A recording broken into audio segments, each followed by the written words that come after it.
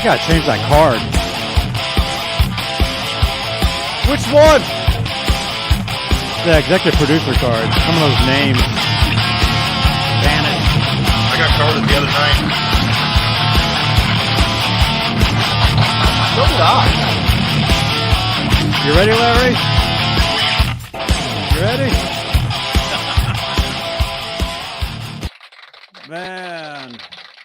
Hey now. Hey everybody, welcome to Talkin Van Halen. If you like Van Halen, this really is the place you want to be. This is Johnny Beane TV. Oh yeah, it's December 3rd, 2021, 5678. It's 8:14 p.m. Eastern, 5:14 Pacific out here in Santa Cruz, California. And before we start, I should probably mention this every time. This is a podcast. So you can actually listen to the Johnny Beane podcast on Apple Podcasts, iHeartRadio, Spotify, Stitcher, Facebook, over on Johnny Beane TV Facebook page, Amazon Music. That's really the whole design of this is around a podcast. So make sure you subscribe to the Johnny Beane podcast wherever you listen to your podcast. Wherever you shop. Yeah. Wherever that is. Wherever you frequent. That's right. Wherever you have crappy internet, like Kurt.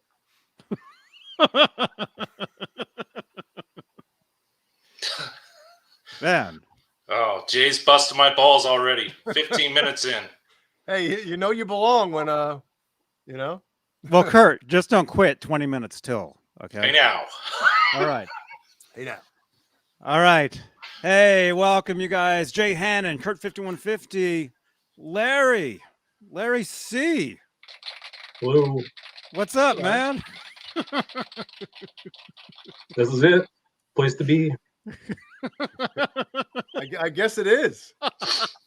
I mean, on a Friday night, right? It's got. If Right. you're here, it has to be the place to be. Right? Yeah. That's true. This is it. That's the truth.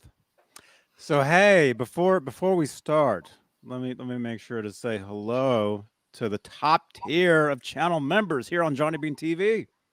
The executive producers. And they are Dave Ennis, Vinyl Freak 5150, Mike Neese, Music Therapy Laz, Majestic PB and J Cat, Wayno, False Flag, Andy Carson, Michael B, R Habs, The Chad, Lenny Lou and Mary, James Gum, John Moronic, Stephen Franklin, Michael Smith, the Captain, Killer. Thomas Santiago, Joe Christian, Jim Roy Hawkins, and Steve Carmichael. Carmichael. That is the top tier of channel membership here on Johnny Beane TV YouTube channel. If you'd like to become a channel member, click that join button right below the 20 thumbs ups currently. Thank you so much, you guys. Thank you. And if you'd like to help support this channel, support these shows, any super chats will change the color of my lights. So if you look behind me here, we're using the brand new StreamYard feature, actually, where it kind of blurs out the background. It simulates the look of a very expensive camera. I like it. I like Have it you too. guys have you seen the new feature I'm using? It blurs the whole screen.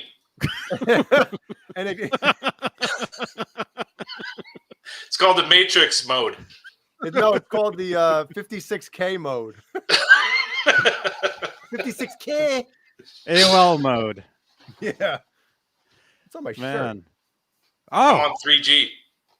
Well, I took a nap with Killian today. He slept on my chest, so he probably drooled a little bit. Oh, I'm sure that's what that is. Boink. Yeah, I can't reach all the way up there, Kurt. I'm 44. You know.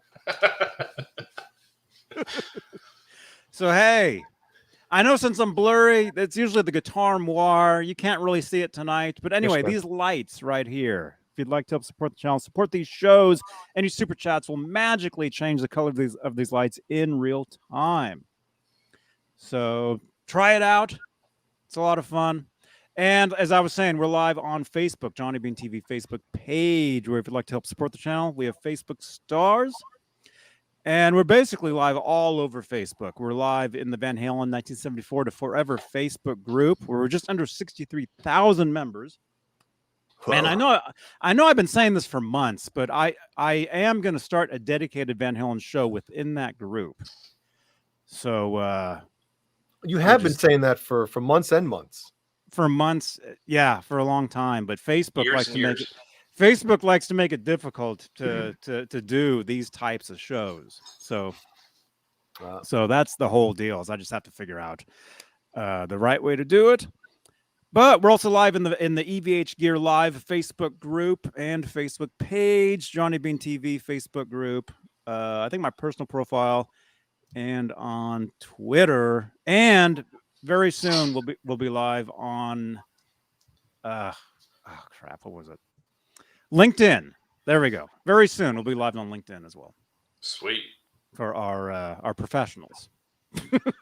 Looks like Jeannie's been drinking some winter ale. That and the leftover pumpkin beer that we have. Oh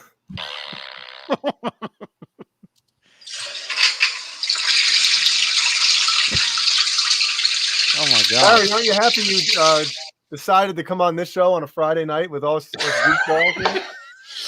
We're 7 years old. Oh yeah. Perfect. Man. Well, hey, who do we have here? We got like 50 people sitting here. Who do we have in the chat? Kurt, go ahead. Your internet's the greatest. Why don't you Thanks, Jay. All right, we have hailing across the pond, Cameron Brown. What's up, Cameron? Hey now. Hey, man. Christopher Live Sawa. We got Dakota Barrett. We got E flat 916 or 916, whatever one you want to call it. We got Jeannie Says downstairs. We got James Gum, not to be confused with the James Gum from Silence of the Lambs. Janice Lala. Leo Safco. Leo. We got Majestic PBJ and Cat. Music Therapy Laz. We got Pascal Barat. R2 R3 Locky Nut. Hey now. We got the Robot Master Switch. My nickname, Rock Daddy. RXR in Arizona. Steve Carmichael. Steve Carmichael. Thomas Santiago. Thrash Metal and Fun Riffs. Tim Thomas and all the rest trickling in, just like Jay did. Nice. Jimmy Carr. Jimmy Carr. Good to see you, man. What's up, Jimmy? Hey, what's up, dude? Okay, first of all, let me just say thank you so much to Mike Neese. Okay, he's super awesome, and he's sent me this brand new shirt from Van Halen store. It's the brand new Eddie Van Halen. Looks awesome. It does. But does it smell good?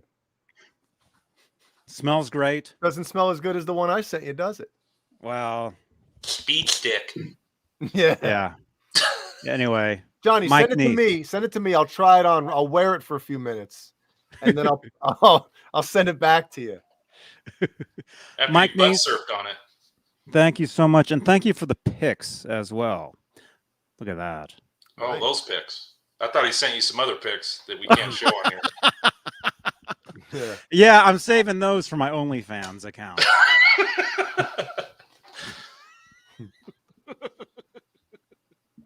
Larry, how you doing? Good. Good. Where is Mike Neese from? Any idea? Is he from North Dakota? John Biel.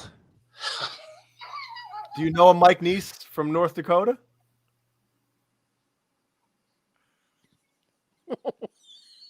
Larry? Yeah. Okay. You're talking to me. Yeah, I know. I know Mike Neese.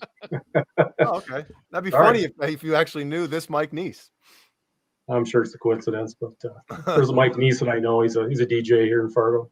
Yeah, But- Mike's not a very common name. Well, niece. Right. Or Neese.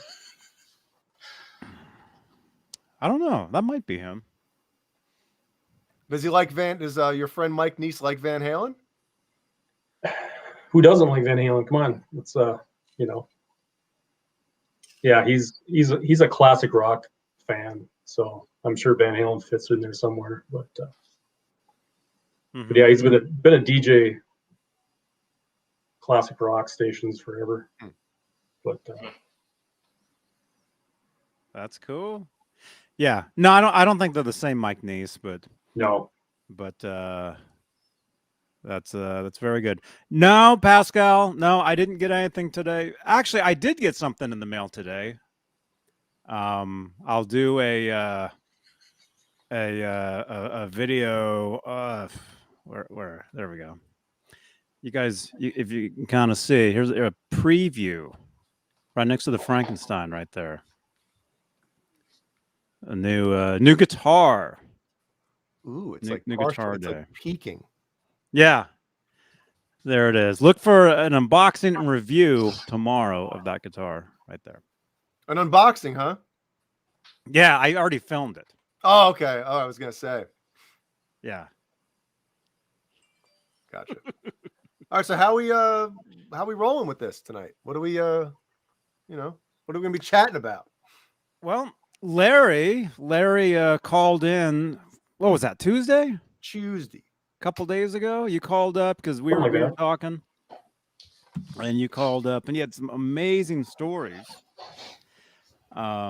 So we'd love to hear more of those stories, and I've got some photos that you had sent, which we can show.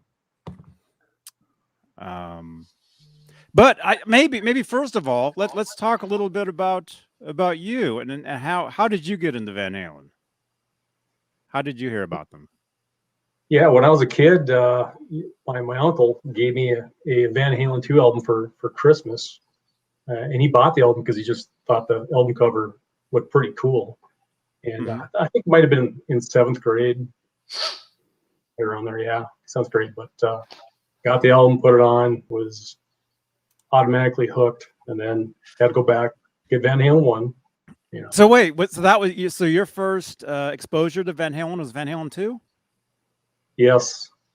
Jay, he's like the third dude we've met where Van Halen 2 was their first album. Yep. Yeah. Luckily, my uncle just picked that because it was just by chance. But at that time, there was only one rock station in Fargo, North Dakota. I live real close to Fargo, North Dakota. For anybody that's who cares, but there was only one station, and whoever the programmer was didn't play very good music. I mean, ever. Neanderthal. They never.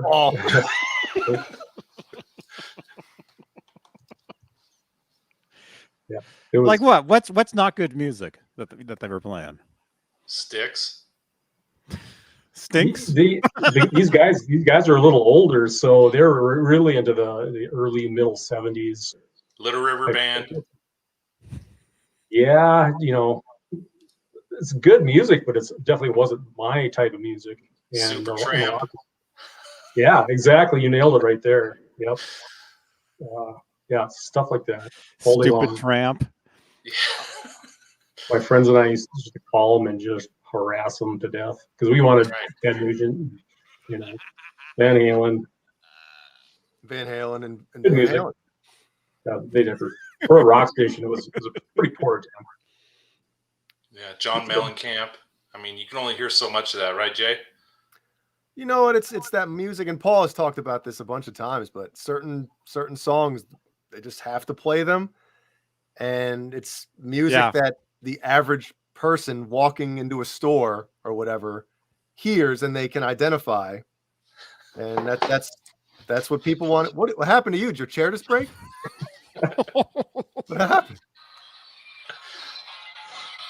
Too many cold spells.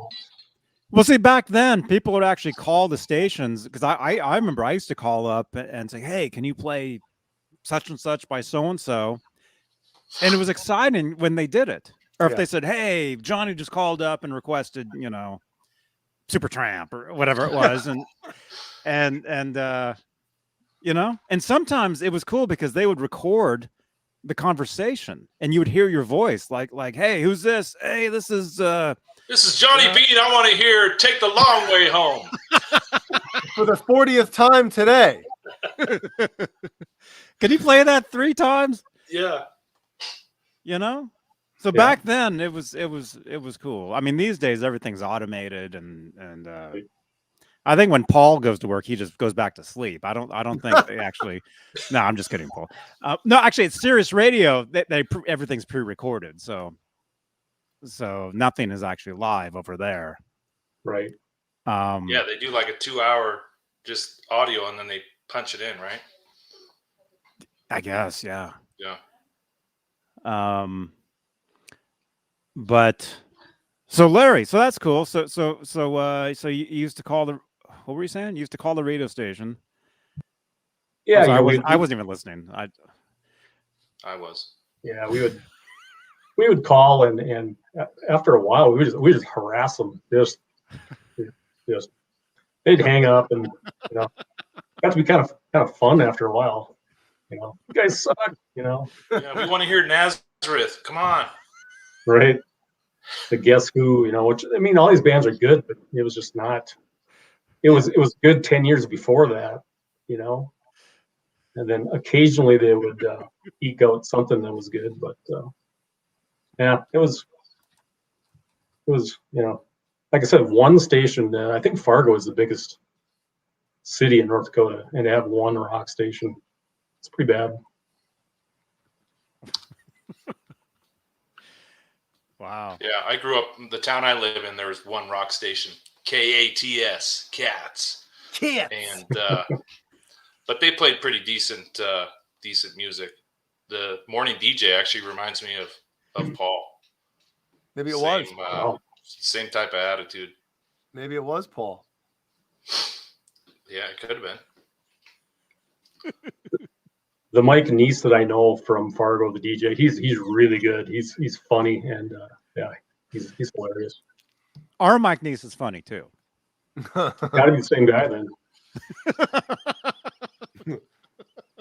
There can't be more than 2 Mike Neeses that are funny, right? So. There can't be more than 2 Mike Neeses in the world. I mean, I think that's the limit is 2, right? Yeah. That's what I'm saying. Yeah. Yeah. Wow. So when did they start playing Van Halen in Fargo, North Dakota? Yeah, that's a good question. By that time, you couldn't. It wasn't worth turning the radio on because you couldn't stand what they're playing. So of course you just bought the albums, and then just listened to the albums. It was painful. Yeah. Oh my gosh. Oh, our radio station's so bad. Actually, the rock station. Yeah. Makes me want to go back to sleep. No. I mean, it's no, I get it. You got to play, the same stuff over and over and over. And I remember listening to rock radio when I was a teenager, and I heard all that stuff. I mean, that was my first exposure to Boston, to Styx, I mean, name like any classic rock song, and you heard it every day. Right. But yeah, I used to call the like local station too, and hey, can you play whatever by Van Halen or Def Leppard or or whatever, whatever it was we wanted to hear, because that's back when that's the only way you could hear the stuff, right? There so was nowadays there was none of this. So nowadays, when if I ever do put on the 107.9, the Fox, it's all the stuff that we requested back in 1982. They're playing it now, but Trendsetters. You guys. Yes. Right. They're just Hey, getting write old. that down. We'll play it 40 years from now. Right. Yeah.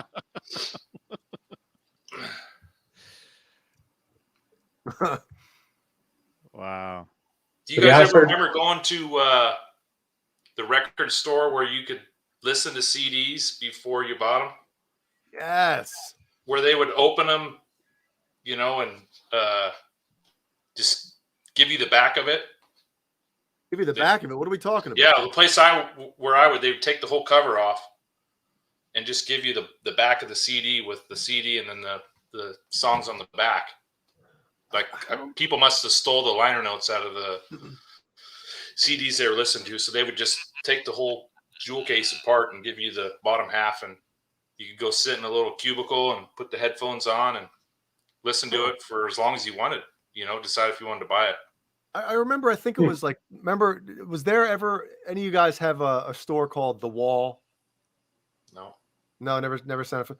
They were a CD store in the Newburgh Mall in New York that they gave you a blue sticker that you put on your CD case, and you could literally go like buy the CD, smash it on the floor, and if it had that sticker on it, it's like guaranteed for life. You could bring it back, and they replace it, no questions asked.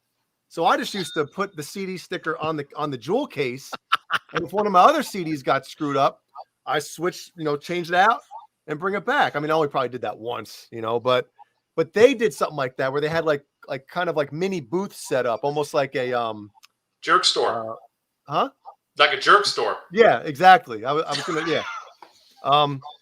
So same time, but I don't think it was like you get to choose. I think that was like new releases or something. They had like a couple different booths, but the headphones were always so greasy. It's like I wouldn't put them on. It's not like salami oil. Oh, or McDonald's. I think Tower Records started doing that in the early 90s. They had the CDs and they had the stuff to where you'd go and you'd push a button and you could listen to like whatever album it was. But yeah, I wouldn't put the headphones on because it was so gross. It was so greasy. And back then, they didn't have the hand sanitizer. They didn't have the hand sanitizer. Yeah, no such thing. Yeah. I had a friend that worked at a place in the mall. It was kind of like Jay when he worked at the video store. He would literally sell us CDs for like $5 cash, and we would give him cashish, and he would just do no sale, open the till, shut it again. You get the receipt, and it like just had the date on it and nothing else. And eventually, he got shit canned. But I probably walked out of there with 20, 30 CDs in about a 6-month period. It was better than Columbia House. Yeah. Wow. All right, so let's get into more Van Halen, Larry. Do you play an instrument or anything like that? Yeah, I play guitar. And is it because of Eddie Van Halen? Here's how I got started. We had friends of the family, my mom's friends that had 2 sons that are real close to my age, and we'd go over to their house and visit and this and that. And they had a family band. So there was Dave and Mike, they played drums and guitar. And then the mom played bass and sang, and well, they all sang, but and then there was an uncle that played guitar and sang. And we'd go over there and they'd be rehearsing and Did they travel around in a bus? Almost. I think it was a 62 Ford Econoline, if I remember right. To start out Partridge Family. Yeah, pretty much. Yeah. But I was really young, 4th, 5th grade, and then but Dave and I were real close. He was 1 year older than me, and then Mike was 2 years older. But I hung around those guys a lot, and one day they put a bass in my hand and say, "Hey, let's play something here. Play these 3 notes." And I did start out playing drums when I was in 5th grade, and but by the time I got to 7th or 8th grade, being a percussionist in the band was like standing around and playing triangle because all the other upperclassmen got to play the fun stuff. So I was so bored that there was no way I was going to get a complete drum set. Like Ed Grimley with the triangle. Do you remember Ed Grimley? Yeah. Oh, yeah. Dude, so funny. He was waiting for one thing, you know. That's right. That's right. Yeah. Hey, Dakota. Yeah. So anyway, yeah, I switched, started playing bass for a while, and kind of wanted to get into guitar. So Mike, the guitar player, he showed me the bar chord, and just started picking away at it. And eventually, they asked me to play rhythm in their band. I think I was 14 years old. Their uncle had some health problems, and so I was actually making money at 14 years old on the weekends. So that was pretty cool. Playing bass? No, I was playing rhythm guitar. Oh, what was the guitar? Do you remember? My guitar? Yeah. That's embarrassing. No, it's not. It's not. Never is, man. Oh, yeah. So yeah, nobody was going to buy me a guitar, and it was pretty evident. So Mike gave me some. I don't even know, maybe a Silvertone that was kind of beat to death. Mm-hmm. And Silvertone is awesome.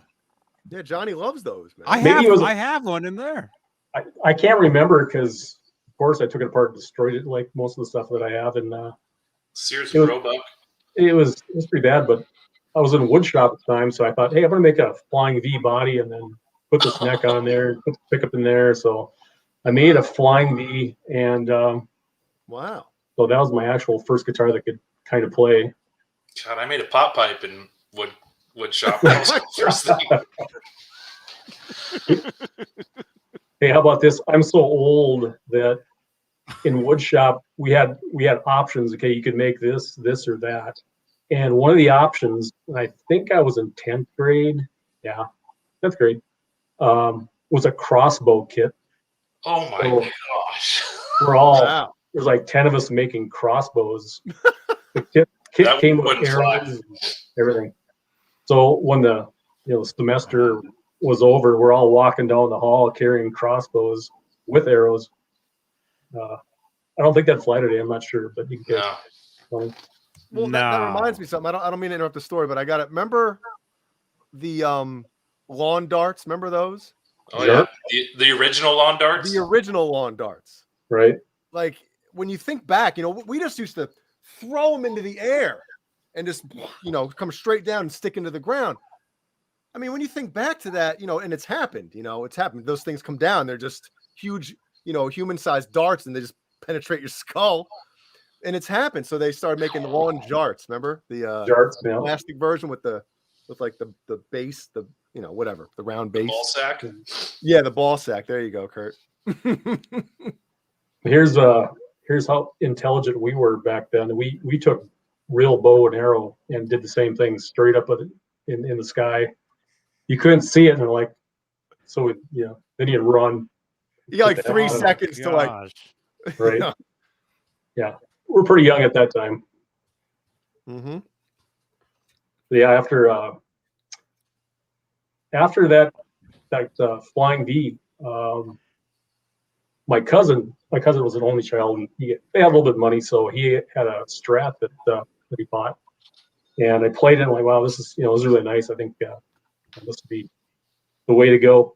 And like I copied the body of his Strat, went back to wood shop, glued a bunch of mahogany together, and made another guitar the next year. Yeah, I don't think they're handing mahogany out anymore in wood shop.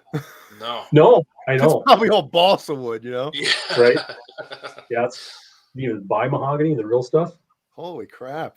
But I'm in my son's bedroom, by the way, and this is one of them that I made. You made that? Right. Holy crap! Holy smokes! What? You made that? Yep. Is that sparkle? Look how thick that is. That's it's over 2 inches thick. Holy How much did that thing weigh? A lot. I should weigh it. Yeah, I never weighed it. He's getting a workout right now, just holding it. You see? Yep. That's cool. That is. Can we see the headstock? Wait, you made the whole thing or just the body? The body. Okay. All right. So well, that's still impressive, man. Holy crap. Look at that thing. So very nice. Cool. Is that a Warmoth neck? It is. Dude, I used to have that same neck. Yeah. They're really expensive nowadays if you look at them. But Warmoth just up the road for me. Oh, cool. Right? I wore the frets. It didn't originally have that neck on there. Had a performance. You probably ever heard of performance guitars? Mm-hmm. Yeah. Yep. This red guitar is like the second guitar or the third guitar that I built in a woodshop class. But I built a black one that's actually it's actually nicer than this red one. But Performance they had an ad in Guitar Player magazine. They have replacement Fender necks for $99. And Rock Hard Maple. So I saved up my money one summer and bought that, and still going strong. But last Christmas, I gave you my heart. Remember that one? George. Sorry. George Mike. But I wore the frets out of these necks, and so they were kind of laying around doing nothing, parts getting robbed out of them and this and that. But since COVID, I always wanted to buy some good, luthier tools and repair some of the necks and frets. And so I started putting frets in some of these necks that are wore out and shot. And then I decided that I want to take my first two Strats and restore them back to kind of original for the most part. And I gave my first one, it's a black one, and gave that to my oldest son, and then my youngest son got this red one. So that was Christmas for those guys last year. That is awesome. How old are I have two kids myself. How old are your sons? 16 and 19. Awesome.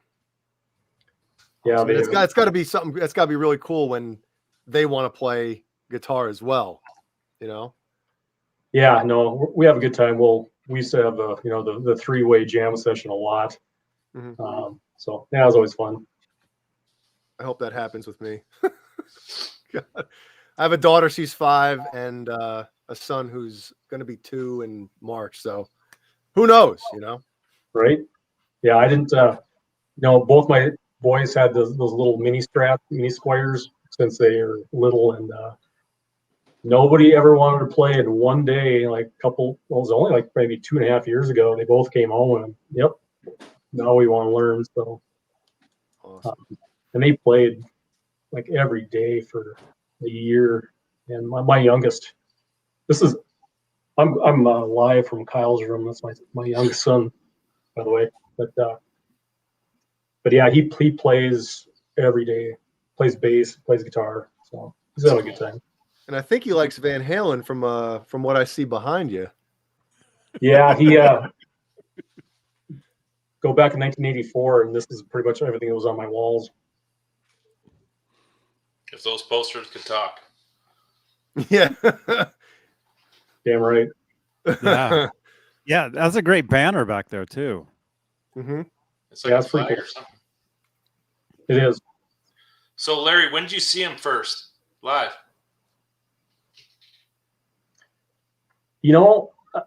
Unfortunately, where I live, yeah, it's really hard to go to concerts back in those days.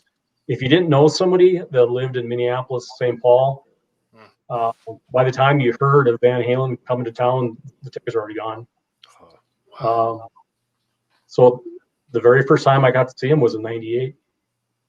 Wow. I had a couple. I did have a couple opportunities for the one for the 5150 tour and one for Monsters Rock, but I was working. I was actually playing, and I couldn't go.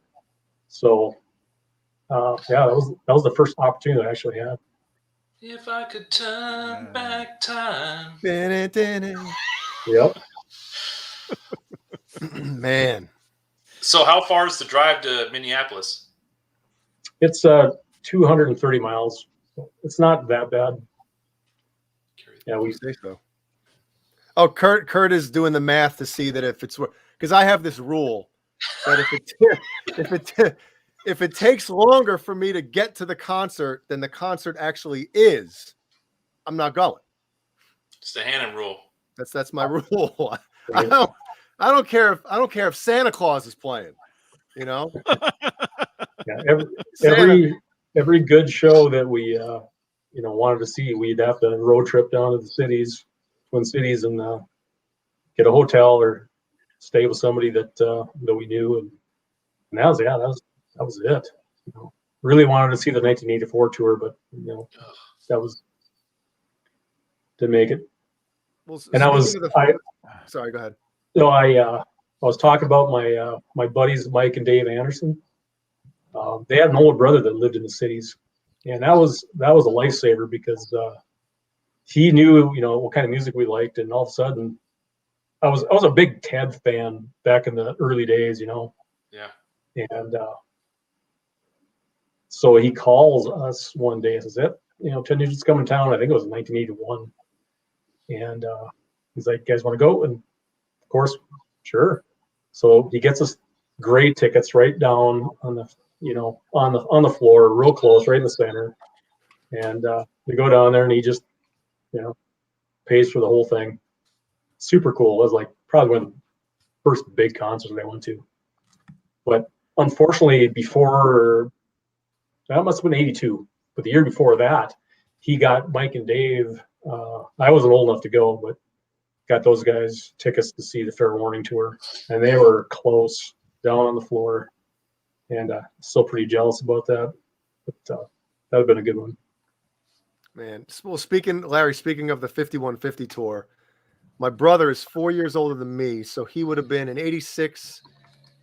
He would have been 16, I think. And my parents wouldn't let him go. And he still is like holds that against him, because he ended up he went to the Monsters of Rock tour 2 years later. Yeah, but he still is like, man, the 5150 tour, that same thing with me is like, that is, and it's obviously from Live Without a Net, watching that video a million times, right? And he would have seen him. It probably would have been a few nights before or a few nights after, because we lived in New Jersey at the time, so it would have been at the Meadowlands, Brendan Byrne Arena was what it was called then. So it would have literally been either like a couple days before, a couple days after that concert was filmed. So he's still pissed all these years later. Yeah, man. Dude. Because it would have been like almost really the same show. Yeah. I mean, because you know what I mean? Well, that would have been so cool. 14? No, he was 14. 15, whatever the hell he was, 15 or something. Yeah, they wouldn't let him go. He was pissed. Right. But, yeah. I can understand that. And Jay, you saw that video I put on our chat, right? The other night? Did you watch that? Yes. The one where I said, John Biel, wake up! You got to watch this. It was like 3 a.m. your time. Oh yeah, I didn't watch it. I'm pulling a Johnny Beane. I didn't see it. I didn't see the chat. I didn't see the message. You gotta see that. Great book. No, the drummer from BTO today came out today.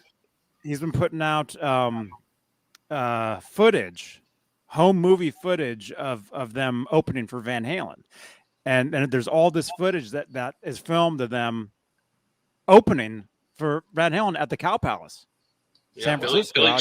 Billy Chapman. Yeah. Yeah, I've seen that. Did you watch the video prior where he did the whole thing on Eddie? Yeah. Where he showed all the photos? Yeah. Yeah, that was a great one. Yeah, yeah. But anyway, that's why I said in our chat, we have this private Facebook chat where it's just insanity.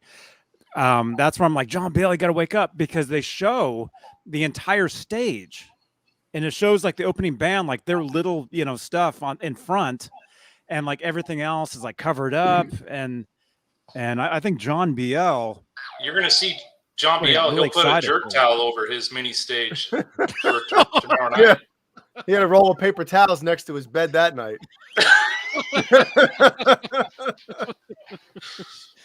Steve Anderson. Hey, dude. Steve, what's up, man? Steve Anderson. Evo. All the way from the southern tip of Vancouver Isle. Vancouver Island. There it is. Great to see you, man. Yeah. But Larry, dude, I'm thinking that has to be just maddening that you're such a huge Van Halen fan and you didn't see them until 1998. Yeah. That has to be just I can't believe that. The only tour I missed was that tour. I saw everything else. Wow. No, you didn't, Johnny. You well, make it seem like you saw all the Roth tours. Since 5150. Yeah. Since 5150. Although my aunt and my uncle were huge fans, and they saw Van Halen like every tour from 78, like on. Wow. Like everything. Can you imagine? Yeah, but really in 1984, I was 16. And so even then, it would have been tough to get down there. I'd have to, really, try to hook up with some good Weirdos. friends. Just Yeah. It's kind of funny. A lot of my friends weren't huge into Van Halen except for the Andersons, but I don't know. Just like I said, without Steve the Anderson. internet, no, without the internet, all that good stuff like you have now, it's like you didn't hear about those things until it was too late.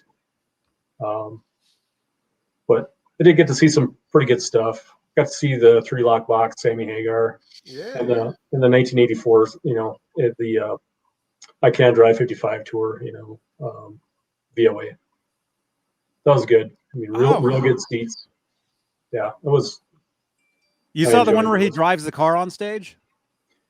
Yeah, he didn't drive the car on stage. The car was kind of sitting there, but yeah. But he gets in, he gets on top and dances around and stuff. He got on top and jumped around. Yep. You saw him literally the tour before he joined Van Halen. That's crazy. That's cool. And I still think that, he was huge in '84.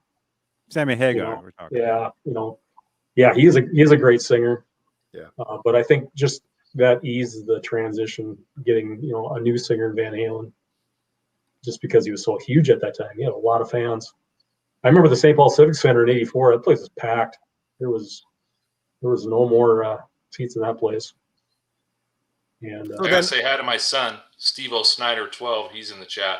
Hey, he's watching from the Christmas lighting festival that he's at. He's probably just having a blast right now. Well, then I'll watch what I say to you. Oh, you can say whatever you want. He's 24. Oh, okay, well then F you. No, I'm joking. So Larry, obviously the fact that you were a Sammy Hagar fan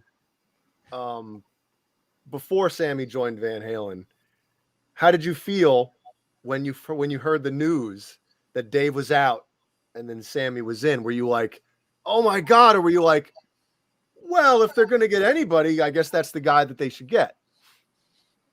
Yeah, I can believe it or not, I can remember that day, and I wasn't real happy because I really liked the 1984 album.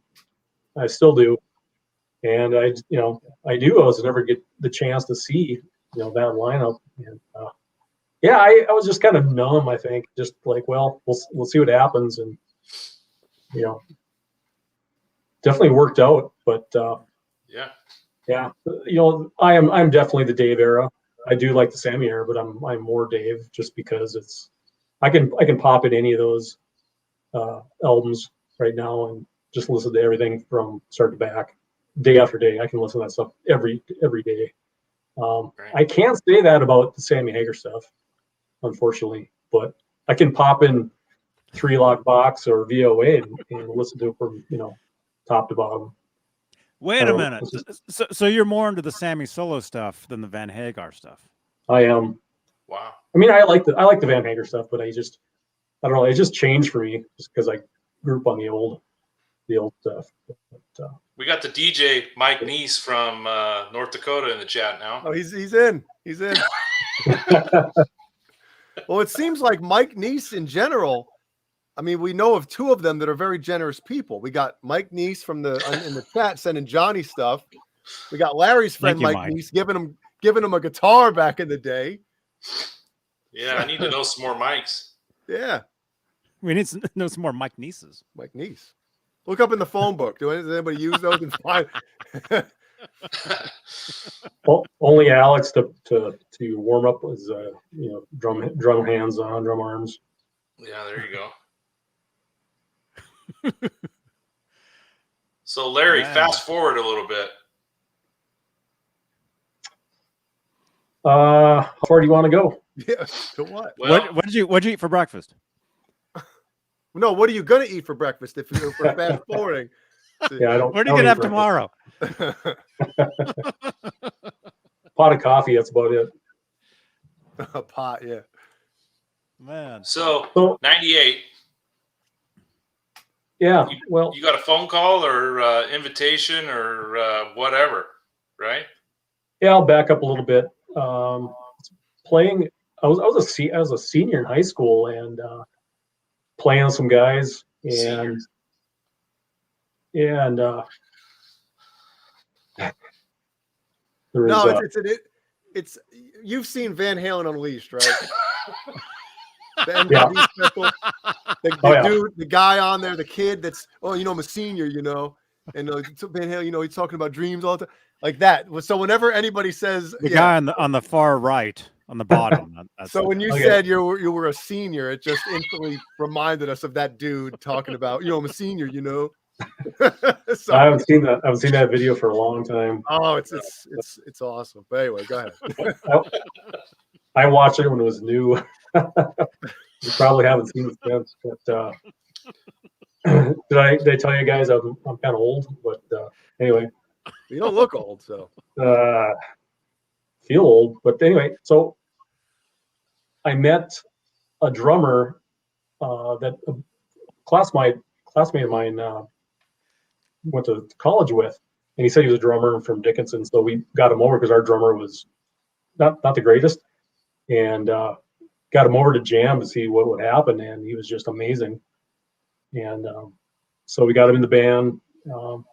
Started talking about a bass player, is just moving to town. So that kind of morphed into a new band. But and then the drummer started talking to me about a guy that he knew that he used to play the band with, and that was Mitch Malloy. And that was like in '85. So in '87, he came to town, and we jammed, and I got to meet him and know a little bit about him. But so then every year we'd learn a couple of his original songs. He'd come up and play with us, and just every year he'd come back home for vacation, and that's how I got to meet him. But then I helped him out a lot every year for quite a long time.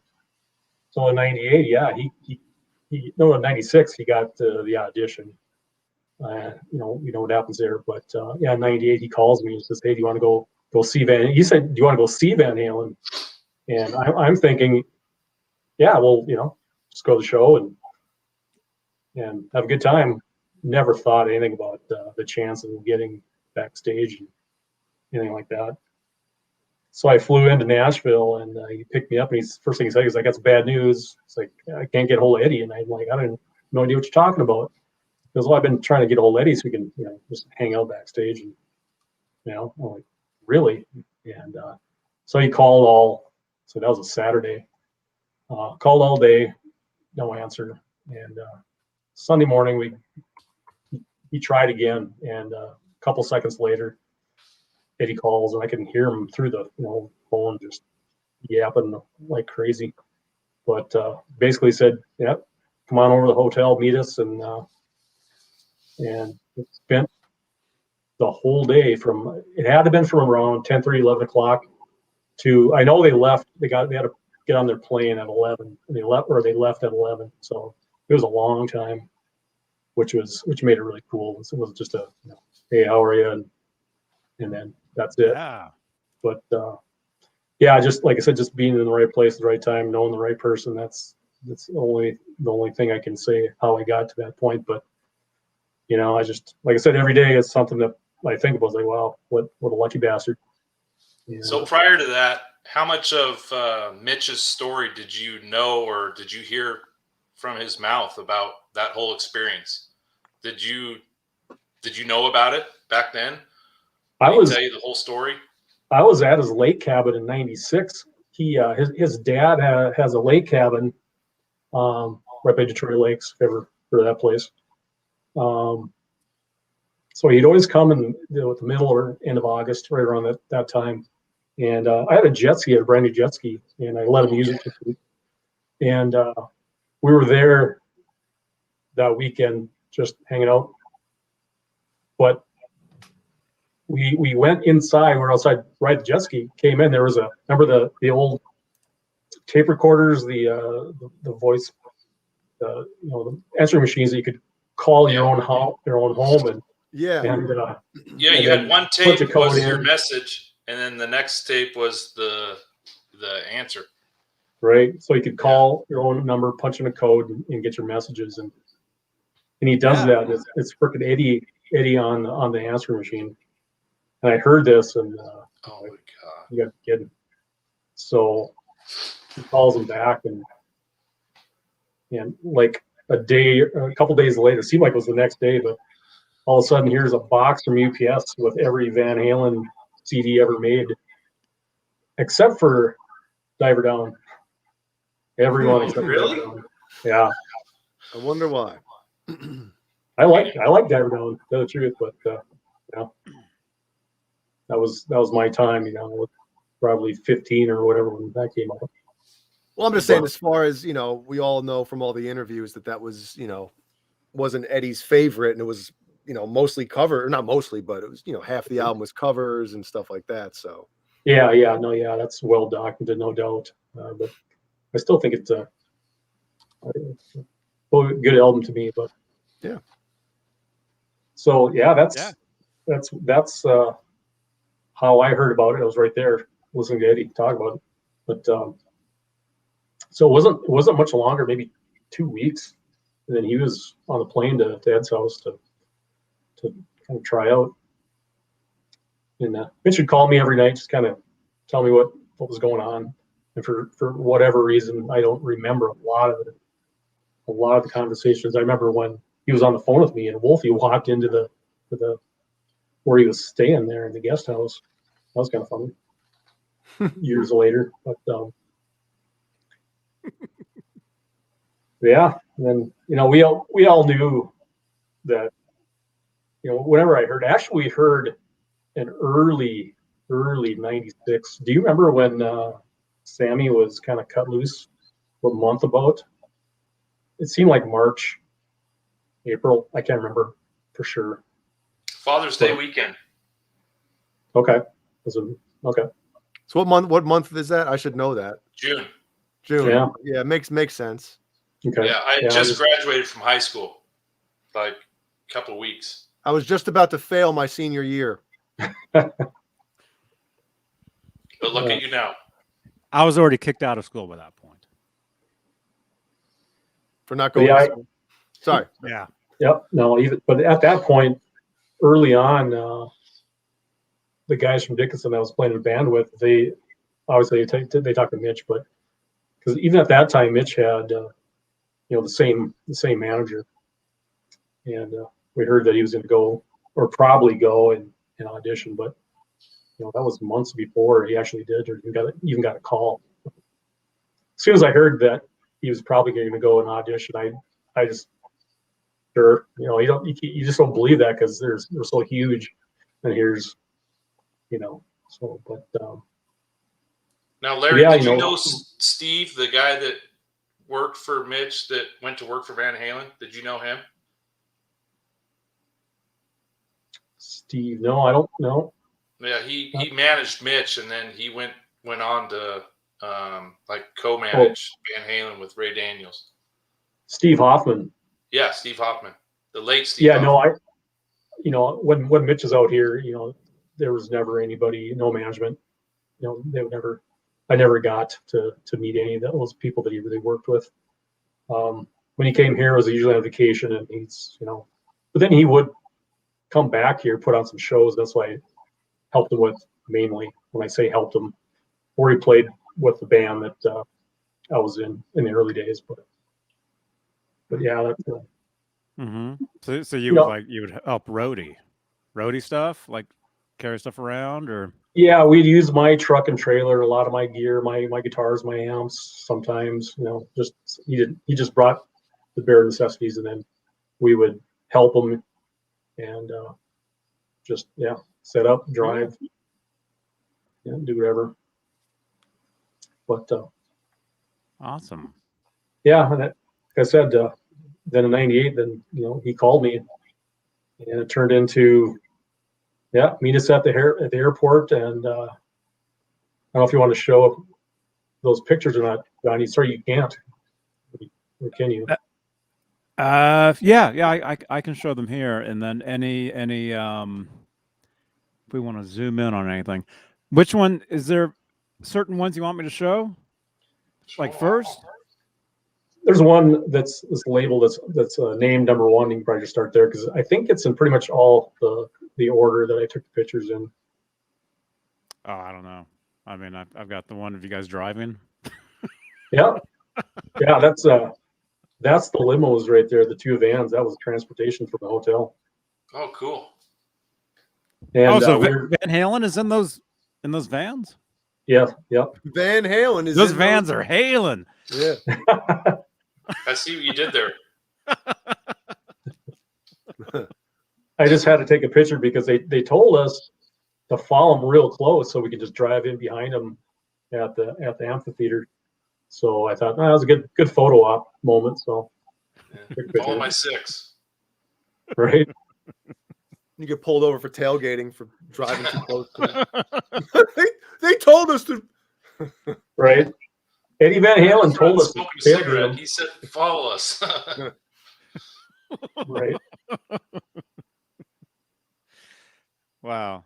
That's crazy. See. They're in a van, not in a limo or a Suburban or whatever, And a Dodge van to top it off. Good God. What's wrong with Dodge? Nothing. Not a thing. Dodge. Wow. Let's see. I don't think these are in any order. I mean, I saved them from the email and then I'd upload them in the StreamYard. So they're not labeled 1, 2, 3, 4? No. Okay. No. So I've got that one, and then I've got the one. There's ones of it looks like you guys in front of like a hotel, or is that airport? Yeah, that's the hotel they're staying at. Huh. So, by the time we got there, they were ready for the transportation. So it took us a while to get ready and get over there. But the guitar there in the black shirt. What? Michael Anthony's in the white shirt.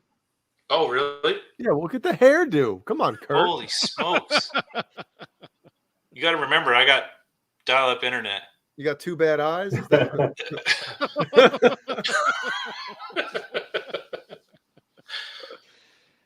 You can see the hotel dude. I hopped out the truck and took the picture. He's staring at me like he's going to kick my ass or something. So that must be Dugan talking to Michael Anthony, and then you see Gary Sharon in the green and then Eddie in the white. Right. I don't think that's Dugan. I don't think it is. I could be wrong, but you want to call him right now? I have his number. Right there from the shop. Do you remember? Hey, is this you? I'll send him this picture. The guy in the black shorts looked like he's ready to kick some ass, Seabass. Yeah, he was giving me stance. Looks like the guy that's the one right in the middle. Yeah. Looks like he's standing like he just sharded. Right. He's like, oh no. Actually, that looks kind of like Rob Johnson. Rob Johnson stands like he sharded. Hey now. Here, let's you have a picture of Rob standing like that. oh, I get it. He's like, oh no, I'm wearing shorts and no underwear. That actually does look kind of like Rob. That might be Rob. Incognito. He got the job at the hotel just because Van Halen was going to be there. Quit the next day. So there's Michael Anthony talking to somebody there. Dugan. And then this is cool, man. Yep. It's like Jay Hannon in the blue shirt. Yeah, it might be. Hey, you really who is that, Larry? Who is that in the blue shirt? Yeah, that's Mitch with short hair. Holy smokes! Yeah. And who's he talking to? He's got a puka necklace on. Eddie, yeah. No, I don't think so. Wow. Yeah. Wow. So this is cool. This That's is like, awesome. This is like an exclusive. It's like a picture of Eddie Van Halen with Gary Sharon and Mitch Malloy together. Right. Eddie definitely didn't shart in those white shorts. No. And it mustn't be after Labor Day either. Isn't that the rule? Yep. Right. Yeah. August 2nd. Yeah, he made the rule there. He just made it. So that's cool, man. That is cool. That's weird. You know? Right? Like in a cool way. Right. In a cool way. Yeah. Let me see. Actually, Larry, I think that guy. I think that is Scotty Ross. Scotty, you think so? Okay. Talking to Michael Anthony, because you can see the side of his face there. Oh, yeah. I think. Yeah. I think that is him. You would think it would be him, the guy that's standing there, kind of keep everything. Actually, you want to ask him? Because I can get a hold of him too. So who's the guy holding the guitar? Oh, yeah, fan. What? Kramer. Yeah. I think it's Kramer. Yep. You're probably right, Johnny. He probably didn't sign it. I might have just misinterpreted. He's probably signing something else, an album or something like that. But yeah, because my buddy, he had a Kramer, actually one of Eddie's Kramer guitars. Sorry, I'm blurry. And Eddie couldn't sign it. He was there on that tour for 30 years. He tried to get that guitar signed. Right. Salt Lake City distribution. Your center. order of depends will be delayed. I have an order coming in. An odor coming in. Yeah. I don't think he would have signed that guitar. I mean, that'd be interesting if he did. Yeah, you're probably right. He probably did. I think he must be signing something else for him. But he asked him if he signed it. Obviously, that's what he's holding. But what Eddie said is he held up his fingers like a cross, like stay away. Wow. With the Kramer guitar? Yeah.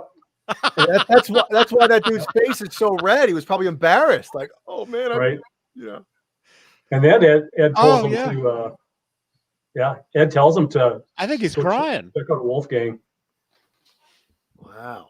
Oh, to check out a Wolfgang guitar? Yep. Who's good at Photoshop? Can you Photoshop Rob Johnson's face onto the Shart employee? Look, that does look like Rob.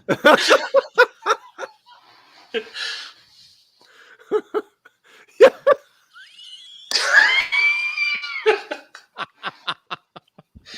Oh man. Be careful. I think Rob's going to be on here tomorrow, actually. It's too late. It's way past Rob's bedtime. Look, we're in shorts. Yeah. Wait, who's that's that picture? Oh man. Oh no. You're gonna get me in trouble. Oh my god. Larry, sorry, we have a lot of fun on this show, man. Oh yeah. No.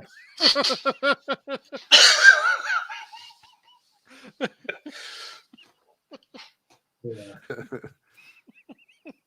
So Larry, you show up at the hotel. Like, how hard is it to not just completely fanboy out what was it like? I don't know why, but I've never gotten nervous around, famous people. I've met a few people, but I don't know. I was not freaked out at all. There's only one time where I got nervous, and I can come, I'll tell you that later. But yeah, it was kind of funny because nobody knew that I was with Mitch until like that moment right there where they're talking outside, and it didn't sound like Eddie was too happy that Mitch brought people, because he asked him, he's like, "Oh, great, you know, and how many people did you bring? And he said, I was just one, and just, you know, told my name, and I play guitar, big fan. And I thought it was funny because Eddie asked me, she's like, is he going to need a Quaalude? Because, you know, everybody like just flips out and freaks out. And yeah, I thought that was, and I'm pretty sure he's serious. But I brought Larry, and I brought his other brother, Larry. Yeah, that's right. I still think that's funny, but Mitch told no, he's good, he's fine. Yeah. And, but then after we got to the amphitheater, we followed the vans in there and parked. That's the first time I got to meet him. There was a bunch of guys, you know, like Scotty Ross and a few other people that I didn't know. And Mitch introduced me to him, and we shook hands, and he just kind of looked down like, you know, like, okay. You know, didn't really say much. And I thought right there, I went, this is not going to go well. I probably shouldn't be here. You know, I just got that feeling. It just wasn't real warm and fuzzy. Yeah, and you think how many people, you know, he met every night when you're doing 100 and some shows. It probably just got taxing on him, you know? Oh, yeah. I mean, I'm sure you guys have played places and you're on break and you want to take a break and you have people just want to, you know, talk and do whatever. You know, yeah, that times a million with Ed. But yeah.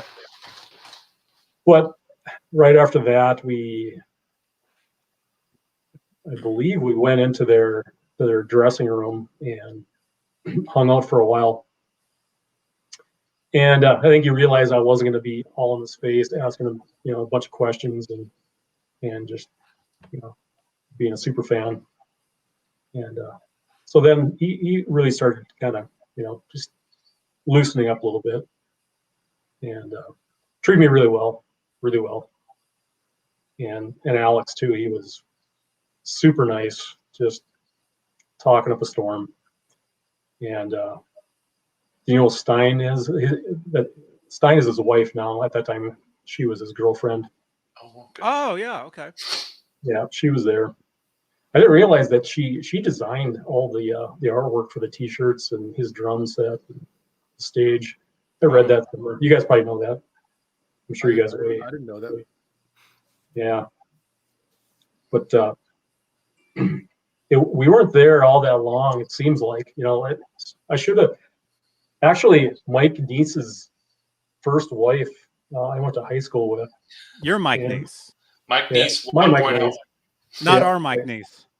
The original Mike Neese. Mike Neese. There's a couple different Mike Neeses going on. Yeah. That's Mike Neese. Larry's Mike Neese is the original. Mike Neese. Okay. Well, who's Mike Neese is older? Mike Neese, how old are you? Yeah, he says he's never been married. So it's not. Okay. It's not this Mike. There you go. Yep. But she told me it's like you should write everything down in detail now because things are gonna fade away in your memory. And I'm like, no, they won't. It's Van Halen, you know. But yeah, it kind of does. But like I said, it wasn't very much longer. It just seemed it was probably 2 hours. But they're getting ready to do their sound check, and he was really happy to see Mitch. I know I'm skipping around and missing stuff, but jumping over stuff.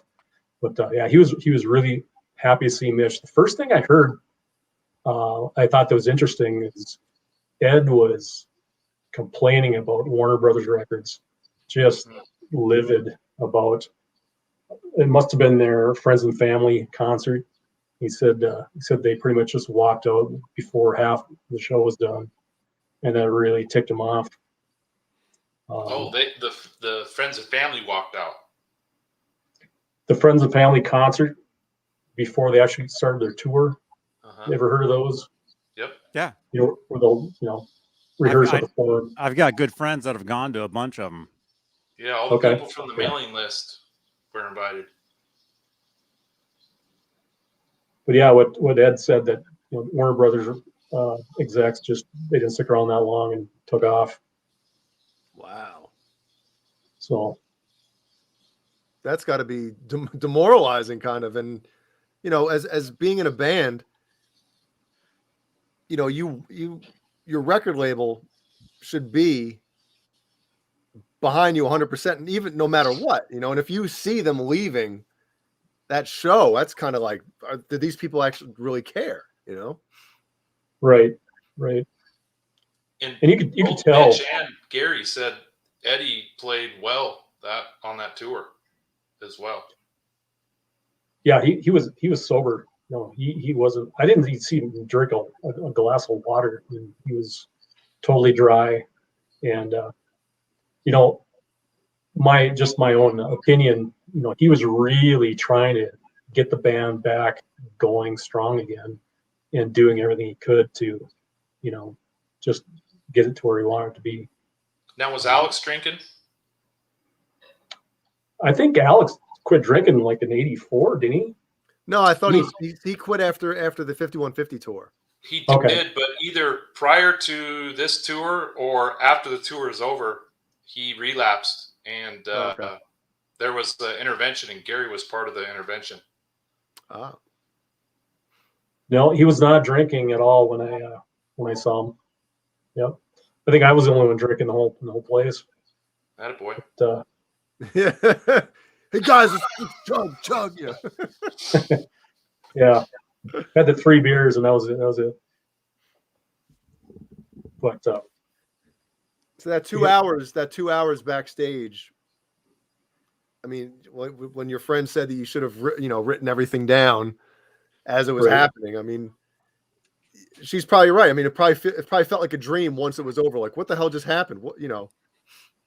Absolutely, it was like you were in a dream. It probably went by real quick too. Oh, yeah.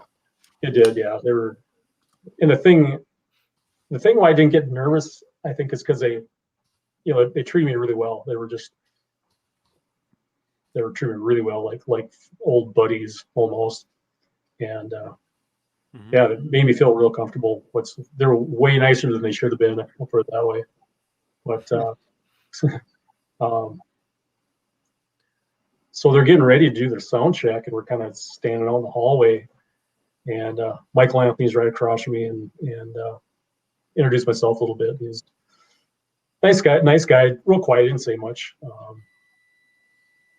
And Ed's like, "You guys want to come up on stage in the soundtrack?" Oh my gosh. And No. Why would we want to do that? I'll stay here. Let me finish this beer.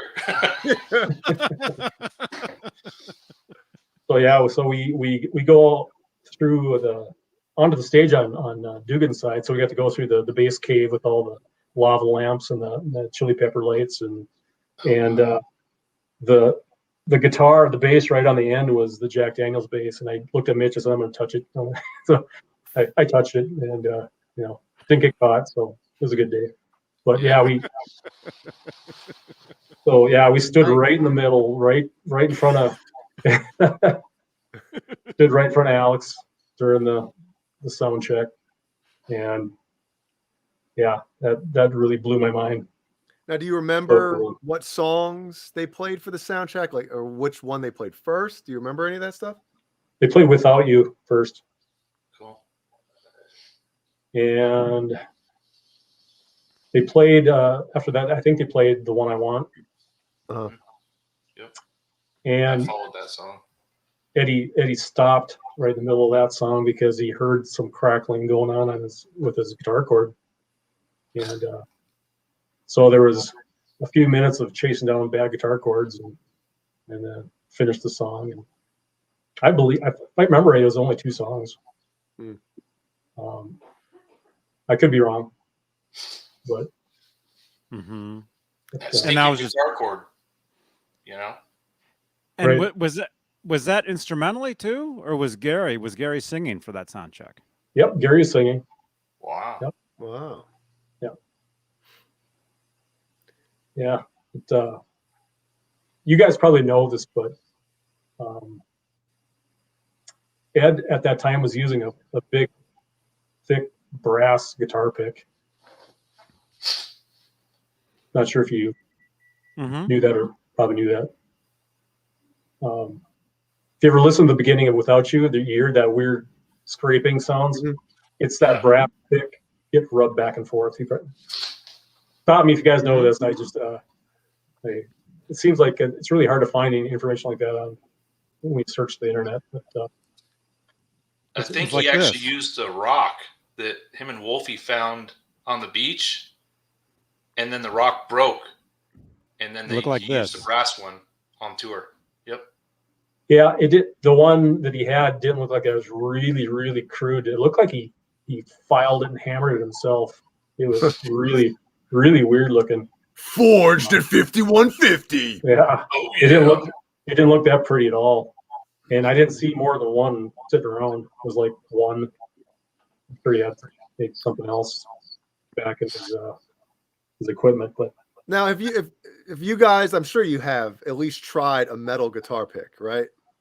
stainless, yeah.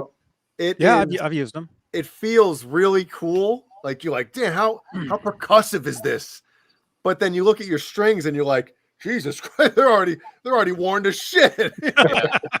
I can't use this thing. I'll be broke going through strings every day. Yeah. I had a hard time Larry, playing with those. Was he using the Tobacco Burst Wolfgang or the Purple Wolfgang? Do you remember? Oh yeah, I remember well. Okay, good. There's a picture. Yeah. Those are the picks he was using in '96. Yep. That's actually a photo of him holding one in his hand. Yep. Right. Yep. Oh. There's a picture with me and Ed, Johnny, if you can find that one where it's the picture's going the long way up and down. Yeah, zoom in down in the right bottom corner there. Oh, you got the Cavarici shirt, huh? Remember those? Remember them shit? Oh, yeah. They're like the $100 pants. Here, Hey, I'll that was the stuff back then. No, like I said before, that's if a I great knew, photo. That's awesome. if I knew I was going to meet those guys, I would definitely would have got my hair cut and had a different set of clothes. But I had no clue. So the guitar on the stand there, I think that I would call that his number 2 guitar. It's the Purple Flame. Yeah. Yep. But if you get down to the very corner, you can see the Tobacco Sunburst laying on the coffee table. You can just see the neck a little bit. You can see the strap. Yeah. There's a guitar laying down right there. Right. That's the Tobacco Sunburst. And then he's holding the pick in his right hand when he's got his arm around me. Oh yeah, under his middle finger there. Yep. This picture was taken minutes before they went on stage. Like Alex went to get on his drums or get by his drum set, and it was like the perfect opportunity to say, "Hey, can I get a quick picture?" Because there's just us 3 in there. And he's like, "Yeah, no problem." He was like, "Sure, glad to do it." And Eddie's hair was on point then too. Look at that thing. Yep. Yeah, he was looking good, playing good. But grabbed my camera and he set his guitar down on that coffee table and put his arm around me and took those couple pictures. Wow. Before that, we so they're getting ready to. I'm kind of jumping around here, but as far as timeline, but so it's good to be go time, and Alex is sitting on the floor. You guys seen that interview from Australia? There's a blonde. Yes. Yeah. So you see Alex sitting on the floor, Indian style, beating on some phone books. Mm-hmm. Yeah, that's what was going on. So he's on the floor, and Eddie's sitting there with the Tobacco Sunburst guitar, warming up. No amp, just Mitch and I are just sitting there being quiet and just trying to let them do their thing and not bother anybody. Mm-hmm. So I'm watching Ed from 2 feet away, just mind blown. What did that sound like? Amazing. Yeah, he did stuff that was just, yeah, my brain cannot comprehend what I was seeing, but so he stands up takes the guitar off and then puts a strap around my neck, gives me the guitar, hands me that big brass pick. He's like, "Here, why don't you stretch the strings out a little bit, this and that." He goes, I got to go to the bathroom. Yeah. So there's a lot of blood at the tip of my penis right now. The famous last words were, "Whatever you do, don't break a string." And so, yeah. And that was the tobacco burst. Yes. Oh, his main. Do you remember how it, like when you put it in your hand, or when he put it in your hands? Do you remember like, holy crap, this thing feels great? That was exactly the first thing, because I never had the chance to play an actual Wolfgang, and that was the first one. And yeah, that's crazy. So I'll be careful. Be careful. Oh yeah. Yeah. Don't break a string. I hear that every night, when trying to go to bed. Dude, how many people can say, dude, yeah, I played a PV Wolfgang. It was the first one. It was Eddie's actual. Dude, that's amazing. Right. Yeah, it was the most amazing thing that I ever played to that point, and I've never played anything better, since. But wow, the thing was set up; the strings were just laying right on the frets, and it played itself. It was crazy. So I'm playing Eddie's. My wife in the chat. Look, Johnny, highlight my wife's comment there. That one.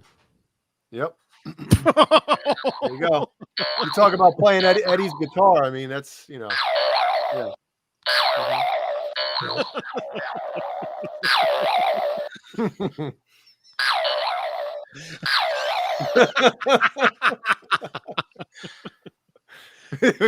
Larry's gonna tell. I was on this show last night. All they kept doing was hitting the sound effect of boner. I gotta get some lotion for my lips. Yeah, I'm used to the sound effects. That's yeah. You've been pretty late on the sound effects tonight. So yeah, so I'm playing Eddie's guitar with this big brass weird pick, and Alex is right to my right, sitting on the floor, banging away on a couple of phone books. It's like how is this real? You know what I mean? It's crazy. But so when he came out, when it was going to get it from you, were you like, did you wash your hands? that would have been a good one. Yeah. Yeah. I just told him that was the most amazing guitar I ever played in my life. It's crazy. And yeah, it was just seconds after that is when we took those pictures. That's cool. Yeah. I asked if I could get a quick autograph, and I had a pen that I found in Mitch's his pickup, but I just said I told him I need to find something to write on. And give me something to write on, man. Yeah, exactly. So there was a schedule that was printed out, taped to the wall. So he's like, well, you can use this. So he peels it off himself, folds it in half, and then writes. Actually, I had it written to my wife, and gives me that autograph. And so I thought that was pretty neat. Yeah, that's cool. That's awesome. And then they're getting ready to go on, and I seen him kind of looking down. He's got like furrowed eyebrows and kind of looking real. He's concentrating on something real hard. And this is the only time I got nervous. Is comes over to me and he gets right in my teeth. He's right there. He's kind of hard of hearing, so he's up close. Yeah. So he says, "Oh, what kind of guitar do you play?" And I tell him, and he's like, "Do you want a Wolfgang?" And I'm like, "Okay." I can't remember what I said, but it was. Here's my address. I was freaking out. Inside I was freaking out, and that was the only time I got nervous. And he's like, "Yeah, well, I'll get your information I'll get your contact information from Mitch." And then they pretty much went on stage, started the show. And I never did get the guitar. Yeah, because Mitch probably still has it. Could be. Yeah. Yeah. I never did get it, but the offer was so genuine because I saw his face, with all this thought going on, and I have no idea what happened. I have my thoughts, but there's got to be an assistant next to him to be able to take down that information and run with it. Yeah. Yeah. I don't know, but just the offer was huge.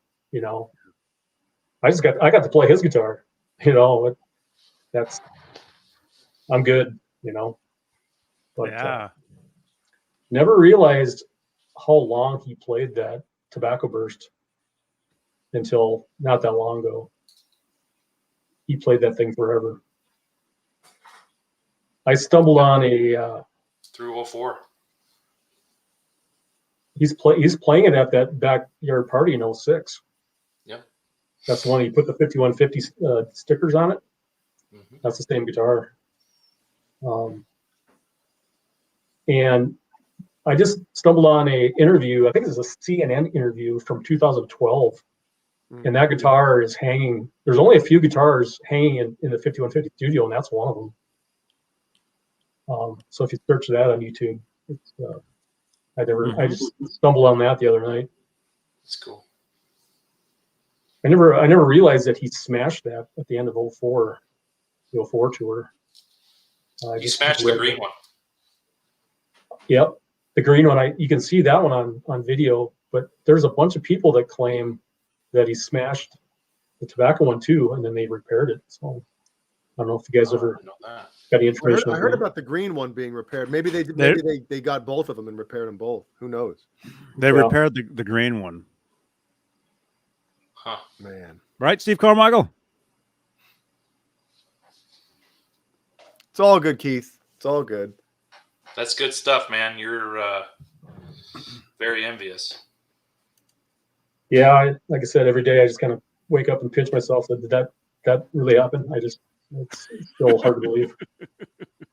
And yeah, we watched the show pretty much from Mikey's side of the stage, kind of behind some speakers. For about half the show, then we went out the front and got the front view.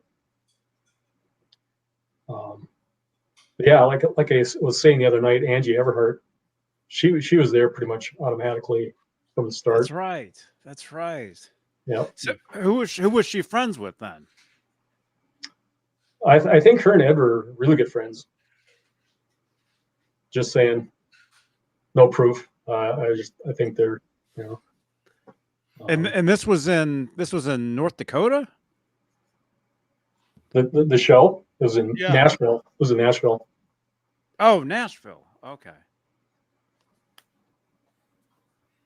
But her brother was actually there too. Angie Everhart's brother. Why is everybody leaving? What is going on here? I had to turn my camera off. Oh. Camera's coming on. There we go. I'm back. Angie Everhart. So what? So she's an actress? Yeah, I think she started out as a model and kind of transformed into an actress. She was in the Bordello of Blood with Dennis Miller, if you want to check that out. Let's pull up a picture, Johnny. Let's see what we're working with here. We had Corey Wurr on what was that? Last Friday? Or was that Saturday night? She was on here? I wish she was on here. Get it? No. Well, maybe not now, but like 1987-ish, right? Remote Control era. Remember that show, Larry? Remote Control on MTV? Gosh. Yeah. Remember the chick that was on that show, Corey Wurr? Oh man, she was smoking. Bordello of Blood. I'm drawing a blank on her. Oh, I drew many a blank.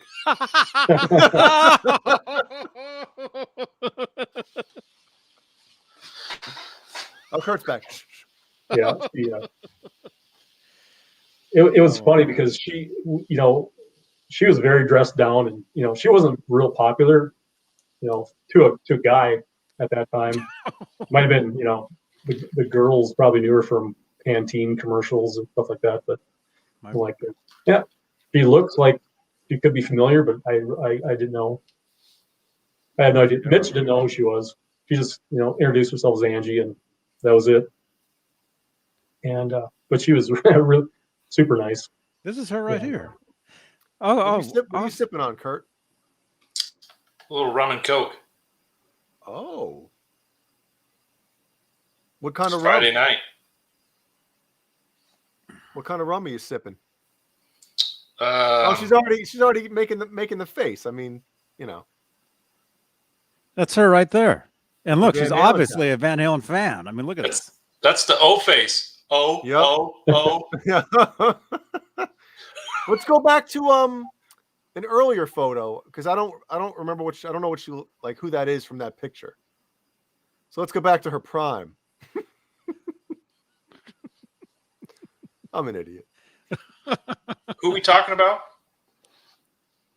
Angie Everhart. Angie Everhart. She was in. She's obviously a Van Halen fan. It's like nothing but pictures of her with like Van Halen stuff. Kurt's putting it right into his spank bank Brazzers. next to Remy LaCroix and whoever else. Corey Wurr. Yeah, that's her right there. Look at the shirt. Yeah. Oh yeah. Yeah, that's the '93 shirt, but it's all like beaded and stuff. Yeah. Bedazzled. Yeah, it's a cool shirt.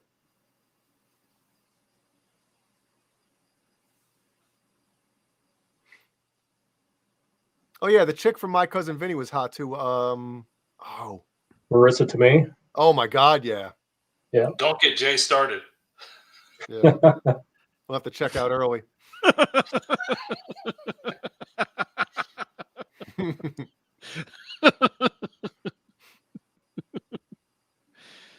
Gotta put my phone down. Next thing you know, you're gonna see Kurt's camera tilt back because the desk is gonna lift up. You know? Honey, get some red hair dye on your way home. And Kurt's already got that Van Halen shirt. And some beads. Yeah, some beads. For the shirt.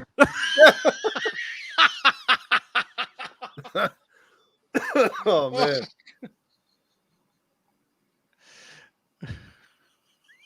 Yeah. Wow. I So could- wait, I so could- Larry, you're saying you met her at a Van Halen show? Wait, is that Backstage. the jacket Rob Johnson's wearing? Yeah, right you now? just stole the words right out of my mouth.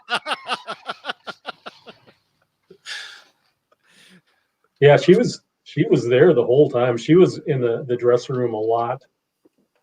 Same time we were. That's cool. That's why Rob's wearing that. It's gotta be. You know. Let me Yeah, see. she was- Poor Larry doesn't know who Rob Johnson is. I do know Rob Johnson. No, you do. Yeah. Oh yeah. All right, He's good. famous. Rob's Johnson. Yep. I know he is. But yeah, she was there from really the same time we got there early in the day till the end. Yeah, I was really kind of disappointed with myself because I seen her with one of those little stripy disposable cameras that they were selling at the merch stand, and she's walking around taking pictures. Like, why? If I would have known about that, I would have been taking all kinds of stuff. But I didn't feel like taking my 35 millimeter and annoying people. I was lucky enough to be there as it is. I didn't want to be. Yeah, you don't want to be that guy. And I think what you said before about you weren't like fanboying out and everything, and that's probably why they were super cool with you because they were like, okay, we can just talk to this guy and we don't have to worry about him going, oh my God, you ready, Van Halen? All that stuff. Yeah, I think so. So Angie Everhart, she has or had a dog, a Maltese that was named Sir Edward Van Halen II. Right. Yeah. Wow. So apparently she's a huge Van Halen fan too. She just, I think it was last night, she posted a photo on Instagram, and she's got a Christmas tree with a Van Halen skirt under, like a She's Eddie wearing a Stripe skirt? shirt underneath it. Yeah, yeah.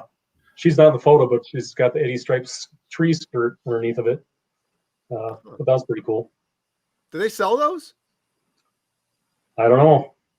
Van Halen store, come on. I know they have Van Halen ugly Christmas sweaters now. Oh, Really? I'll have to send Ellie to school with one. Did you guys see? Somebody posted this. I think it was in my Van Halen group or somewhere on Facebook. Somebody had little cutouts of Van Halen from the '84 from the Panama video. You know, where they're flying across the stage, and they have them on their tree. Did you guys see those? No. They're pretty cool. That's a good idea. Let me find that real quick. Pretty cool. They're perfect. Is that real? Yeah. Oh, wow.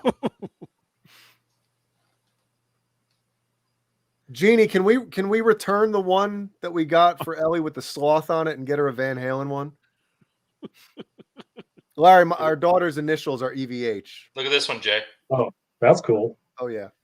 Sammy. You're blurry, Kurt. Come on, man. It could be my screen. No, right now it's a little choppy. I think it's just your we'll give it a sec. It'll catch back up. Now, Waldo.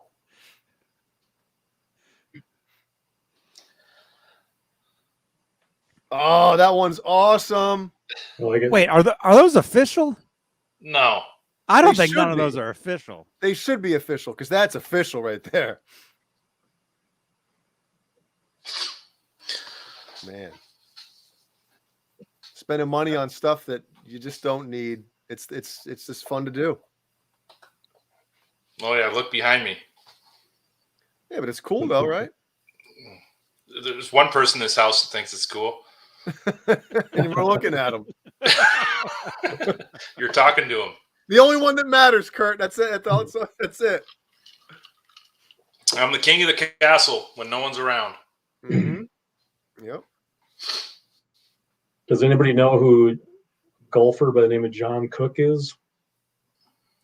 Mm-mm. He and Ed were really, really good buddies back in those days. So we're sitting in the dressing room, and he pops in with another guy, and Ed.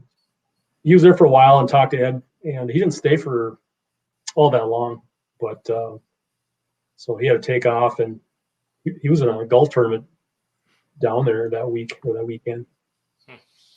But they felt like they were really good buddies for a while, and so after he left, Eddie was like a little kid. He was like, "That's the guy that introduced me to Tiger Woods," and he was just like going on and on and on. And I'm thinking, so you're Eddie Van Halen. I mean, yeah, Tiger Woods is pretty amazing, but he was so excited about meeting Tiger.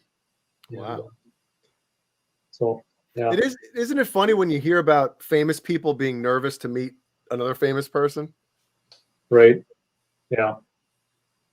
And there was another dude that pops his head in.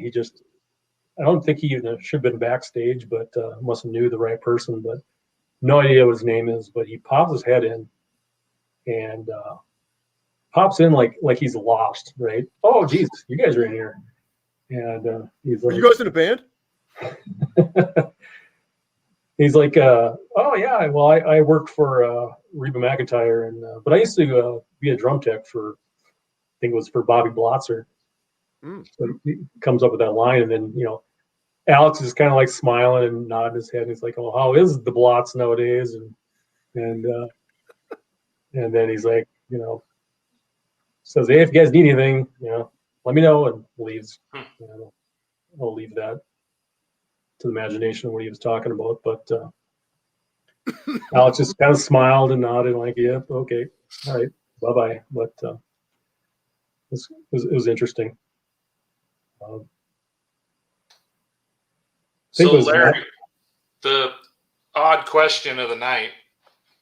Well, I guess you can crucify me for being the one to bring it up, but what's your thought on the whole Mitch being part of the band and, you know, Gary being part of the band and Mitch not taking the position? Like, kind of what's your outlook on that?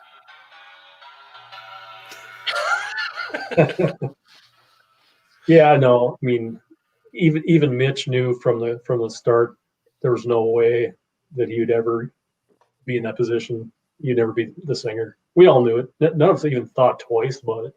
Well, maybe if you know, there was never anybody that ever thought maybe. And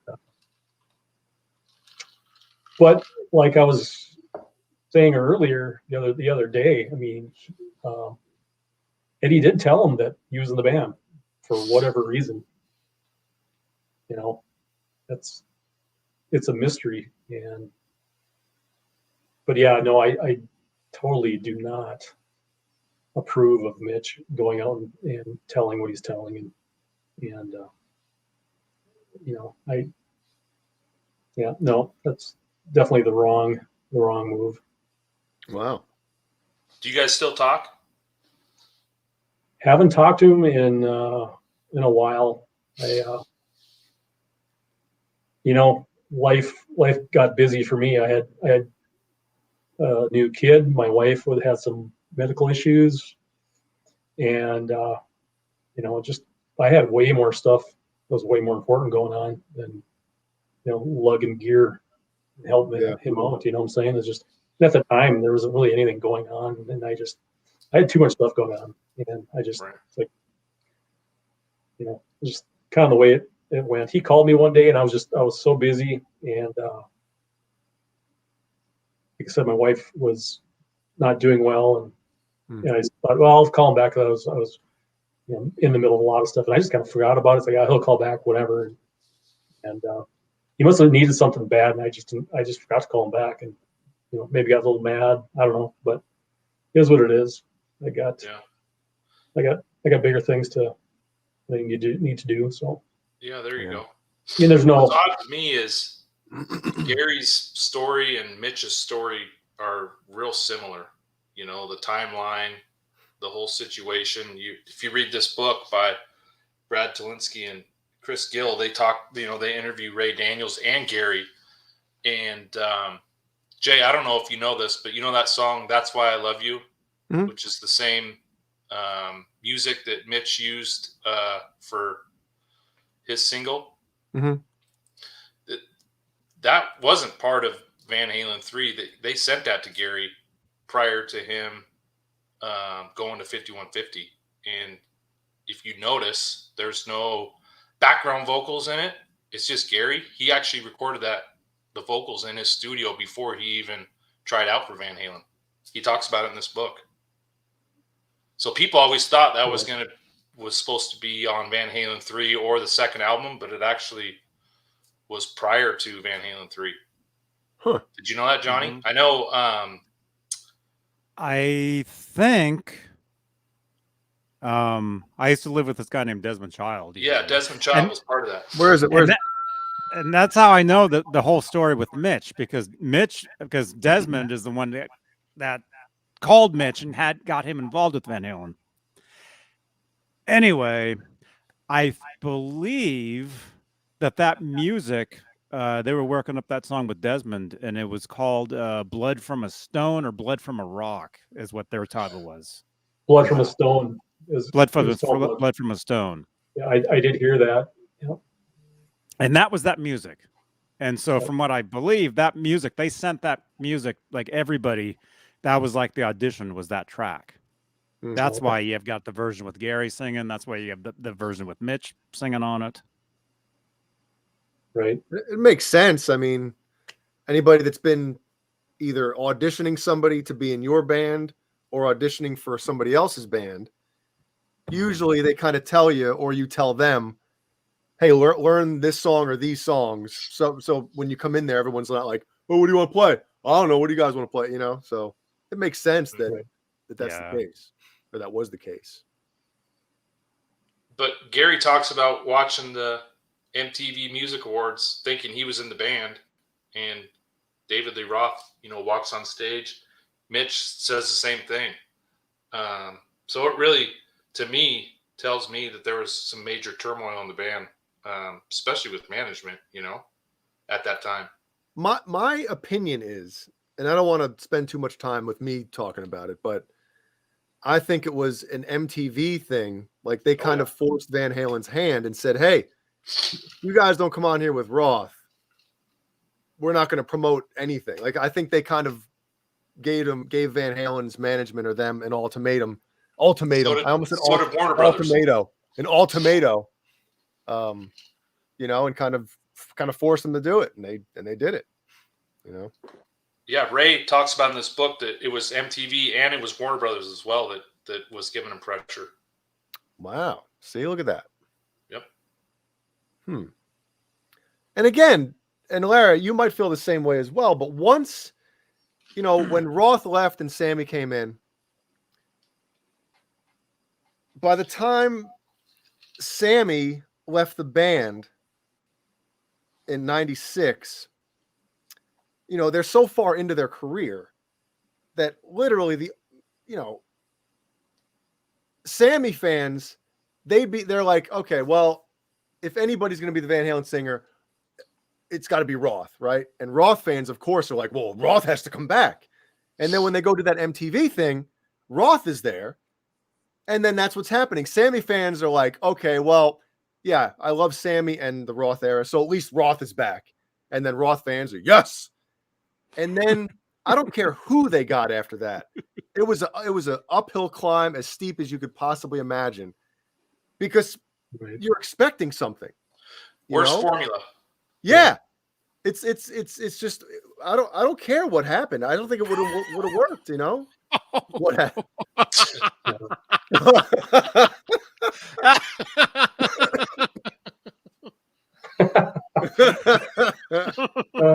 Oh man, I have no idea who this Nerd Halen is, but I've never heard of Nerd Halen before. Nerd Halen.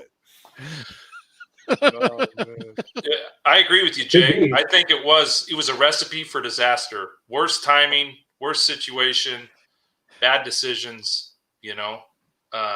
And maybe Mitch did see the writing on the wall.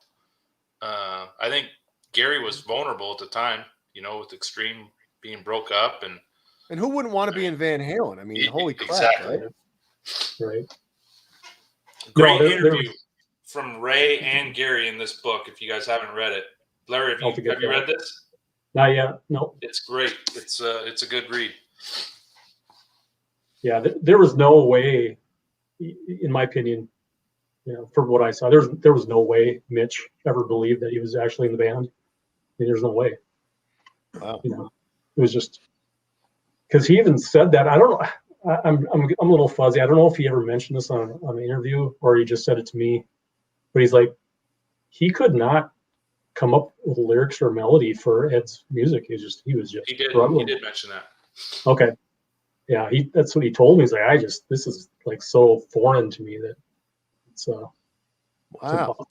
He said there was one song that Ed played him after probably 4 or 5 other songs that he played him that he said that he thought, oh, I could do something with that. And he said he's never heard it since. Like it's never been released. Yeah. These guys are having fun with no, it's I mean, I don't want to turn this into a whole negative thing, we can save that for tomorrow night. But hey now. John Beale's fault. No, Larry, I have a good friend who's a guitarist as well. And he had a very negative experience with Mitch, but I'll leave it at that, I might know him. What's his name? I don't want to throw him under the bus on here. Come on. If he wants to say who he is, he can. He's in the chat. I said his name at the beginning of the show. Put it that way. In the chat. Rob Johnson. No. I was joking. It's Rob's Johnson. Oh, okay. But regardless, I think Mitch had a cool experience, and lucky for you, he took you, to that show, and you got to experience what you got to experience. So that's right. Dynamite. Yeah, no, I'm still very thankful to this day. And yeah, that was, like I said, every day it goes through my mind, and you can see why. But, yeah, there's a lot of things I'm kind of skipping over, but one thing that I'm gonna touch on real quick is, so we were invited to dinner, which is just basically a table in a room backstage there. So it was, so Alex is at the head of the table, and Michael is right across from me, and Mitch was right to his left, and then Angie was to my right. And we're having dinner with with Van Halen and Angie Everhart. So I can honestly say that I had dinner with Angie. So Yeah. I can't even, I'm not lying. So we had dinner. It was good. What'd you have? There were some chicken breasts, and there was some refried beans, I remember. And all I remember is Michael was right next to me, and he's puts a big pile of refried beans, and they had Tabasco sauce. And he puts it on there, and he looks at me. He's like, "The plane ride's gonna be fun tonight." And he kind of has that kind of wild look. It's hilarious. Yeah. Oh, that's good. Yeah. Oh, and man. Alex was giving me crap because he's like, "Well, you could probably have another beer, but I don't think Bob is going to let you." Yeah, I can't remember Bob's last name, but he's like an assistant. He's been with him a long time. Yeah, John Biel. I know who you're talking about. Yeah, I forgot his last name. John Biel doesn't know who it is. Kurt's video is frozen, or it was. We got a ventriloquist on with us tonight. Every time you met Larry, every time you mentioned Mike like doing something, I picture him in the corner like, I miss Sammy. I wish Sammy was here. Yeah. Yeah, and one thing that Dugan was really cool. I'm gonna say that before I forget about it. Dugan Super is nice very guy. cool. He was just, yeah. It's like, hey, if you guys want to stand here, just don't say. He was just, just don't touch the Jack Daniels base. Guilty. My DNA is on the Jack Daniels base. So when you were at Soundcheck and when you were on stage for the show or whatever, were you wearing earplugs? No. Were you deaf for the next 12 to 24 hours? At that time, I was playing with like the world's loudest drummer, so I was kind of used to it, but it wasn't that loud. I didn't think it was that loud up there at all. Yeah. It was outside. It was an amphitheater, so you're outside. It kind of washes away a little bit, but yeah, you don't get all the echo and the bounce. Yeah, I didn't think it sounded that good up there. His system was scaled down too on that tour. Right. Yep. Yeah, I wish I would have got closer to his side, but you don't want to get in the way. So you just walked right across the stage in the middle of the set. I want to stand over there. I was right in the middle where that little bump all was that you could jump up onto the stand. That's where we were, right? Pretty much in the middle, off to the right, by Mikey. Yeah. Just lay right on all three cabinets like George Costanza.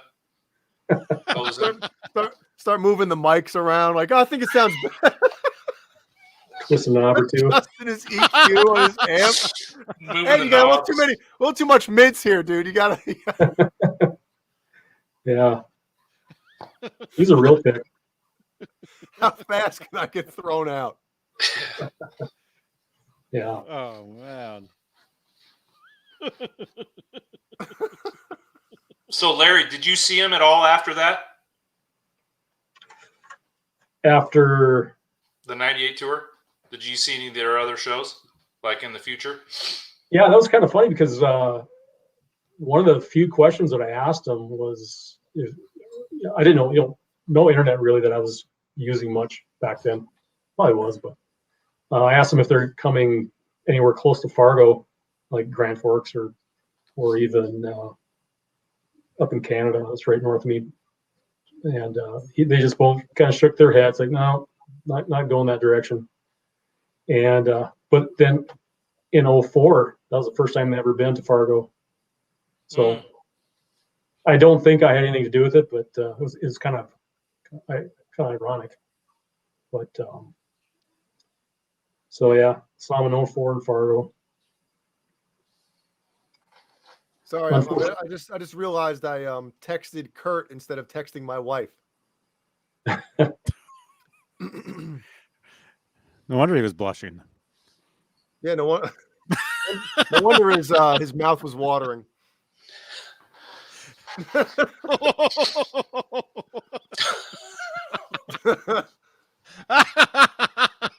Oh man, good thing it wasn't something else.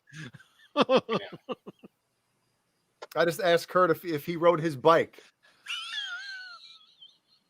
My crotch rocket.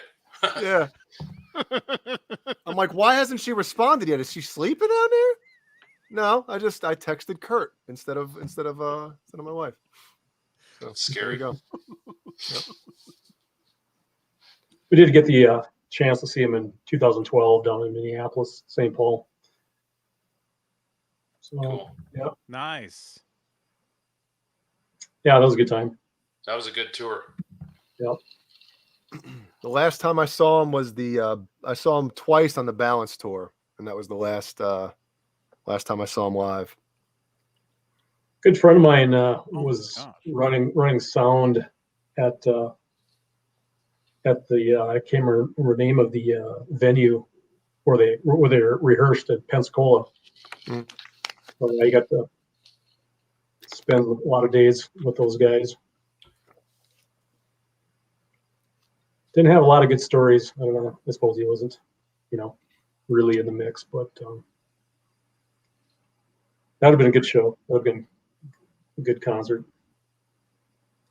So out of all the Hagar era albums, I mean, there's only 4 of them. Which one is your favorite? Which one have you heard? Oh, I have them all, no doubt. 5150 is good. I like a lot of stuff on OU 812. Mm-hmm. Probably the Fuck album is right up there. But yeah, I mean they're all kind of in the same boat. I do like Balance too. There's some good stuff. I like a lot of things about each one of them. Jay loves Balance. Well, I do, but there's the ballads on Balance I don't like. Yeah. I'm very open about that. I think for some reason it's something, the ballads on all 3 records up until then I think are great. But some reason just I don't know, it just didn't feel, it felt kind of forced, like, hey, we have to write this type of song. And part of it might be because of Sammy's vocals on those songs. I don't know. I'd have to kind of sit and analyze them a little bit more, but I don't know. It just, they felt kind of corny or cheesy in 95 as a, I could listen to even the lovey-dovey songs on 5150. I could listen to all the time, be like, hell yeah, this is awesome. Even though, whatever, but 5150 to me just has that energy and excitement. And you can tell those guys were just so pumped to be playing with Sammy at that time. You can hear it. You can hear it come through the speakers. Yeah, no, you're right. That is probably. I think I would have traded one more Sammy album. I would have cashed that in for Van Halen 3 or Different Kind of Truth for sure. Oh, you mean if we got one more Sammy album? Yeah, and wouldn't have got either one of those other 2, I would have definitely taken another Sammy album. I'll say it on the public internet. According to Brad Tolinsky and Chris Gill. And Chris Gill, I apologize. Supposedly, well, I'm not going to say supposedly because I believe what they say, but Eddie, I guess, had told them or one of them or whatever that they were thinking about replacing Sammy back in 94. Really? I think it was November of 94 that Eddie had said to them, they're kind of having issues with Sammy at the time, which I think is very interesting. It's like, whoa, man. 94, end of 94. Oh, in 94. After... Yeah, the end of 94. They said it right on the show with me and Johnny. Well, when what happened after the Live Right Here Right Now tour, when who was their manager? Ed Leffler passed away. There was some real deep issues there. Yep, pretty much instantly, right? Yeah. And to be honest, you guys know I love Sammy and that era and everything like that. But in my opinion, when you watch a lot of the Balance Tour videos, Sammy I don't think he was in shape, especially as much as he was on the previous tours. Because when I saw him in 93, that was the first concert I ever went to, Sammy was awesome live. Just the energy, him running.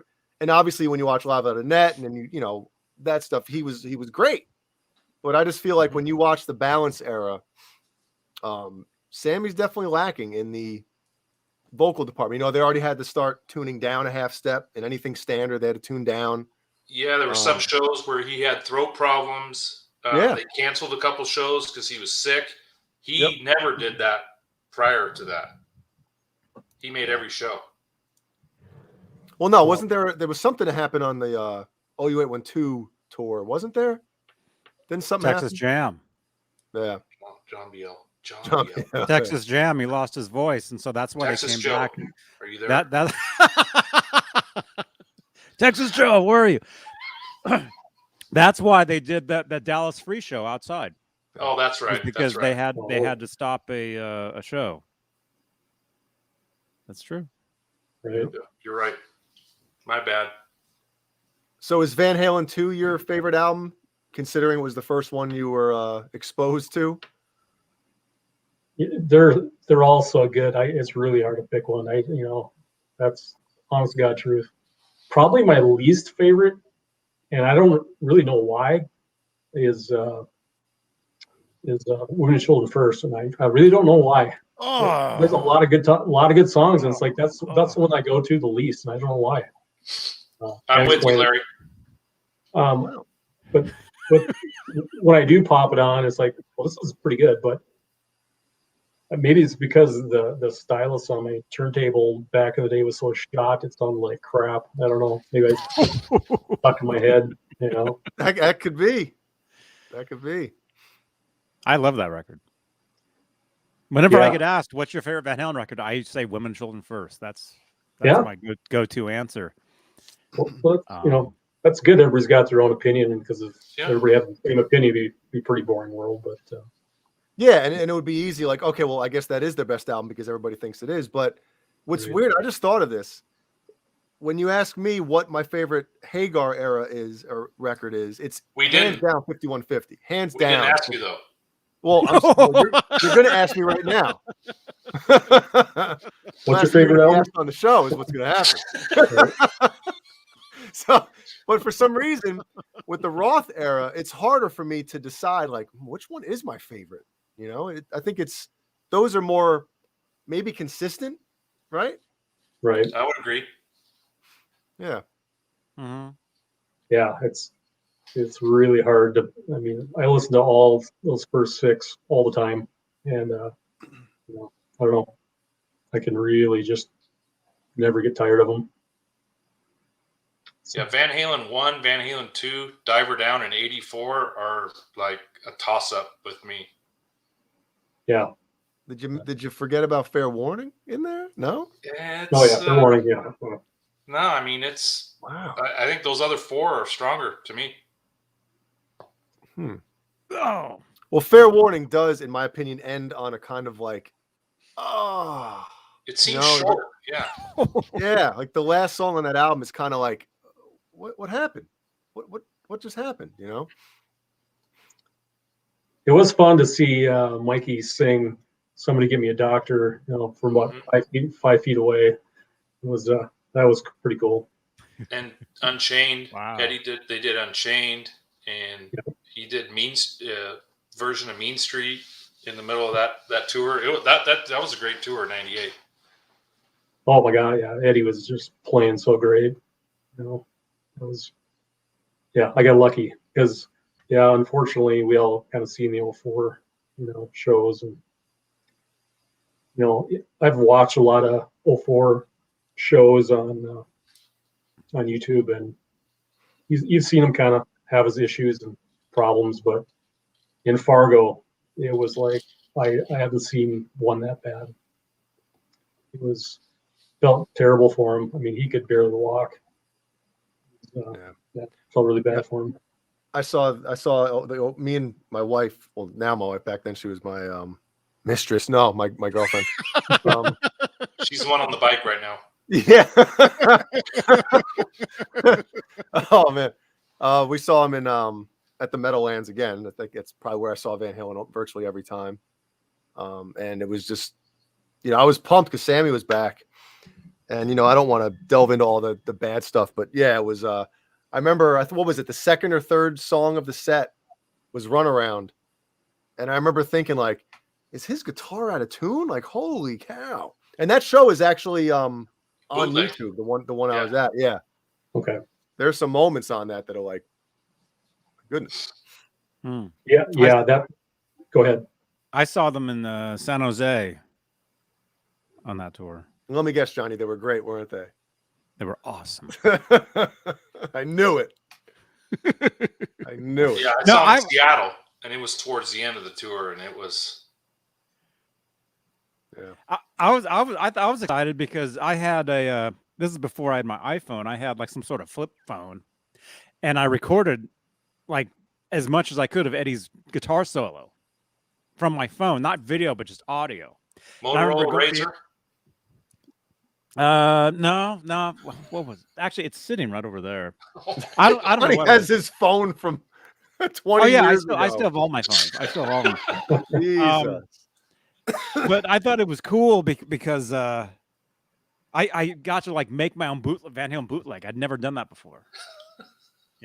So when you got outside of the gig and got in your car or whatever the hell, did you play it and you're like, oh my God, like is that what it sounded like? It sounded like first internet dial up. Yeah, you couldn't really hear anything on it, but you could kind of tell what it was. Yeah. But it was cool because I recorded Eddie Van Halen myself. That's what was awesome. Yeah, I remember Run Around. That always stuck in my mind. The beginning was like, yeah, that's a little rough, Yeah. Like I said, it was, yeah. Like I said, it's you feel bad for guys that just really can't, just get along and try to do your best without. But that's kind of a problem for a long time, and like I said, I just feel bad because it just took its toll on a lot of people. So what the hell was this going to ask you? Crap. I thought it was a good question too. I forget what it was. Maybe They'll come back. We'll come back. Yeah, maybe. I got a question. I got a question for you guys. Okay, the Matt Pinfield interview from '98. You know what I'm talking about? Yes. When I listened to that, and he's talking about the hood ornament, Here we go. Now it's getting good, folks. No, if you listen to it, and maybe it's just me, but he's talking about Sammy. That's what I get out of it, because there's no way he would say that Mitch didn't want to rehearse, or that's kind of what he's getting at. Just not the same, just the drive. So you think it was his way of digging into Sammy? Well, he definitely dug into Sammy. Yeah. It's because you gotta agree that they're so secretive that they don't talk about any of the other singers that auditioned in '96. They just put it underground there. There must be some big legal contracts going on there. Because remember Mike being interviewed by Eddie Trunk a couple of years ago, 3 years ago, 4 years ago? Yeah. And Eddie brought up Mitch, and he was like, "Yeah, I don't remember. I don't know if you guys heard that.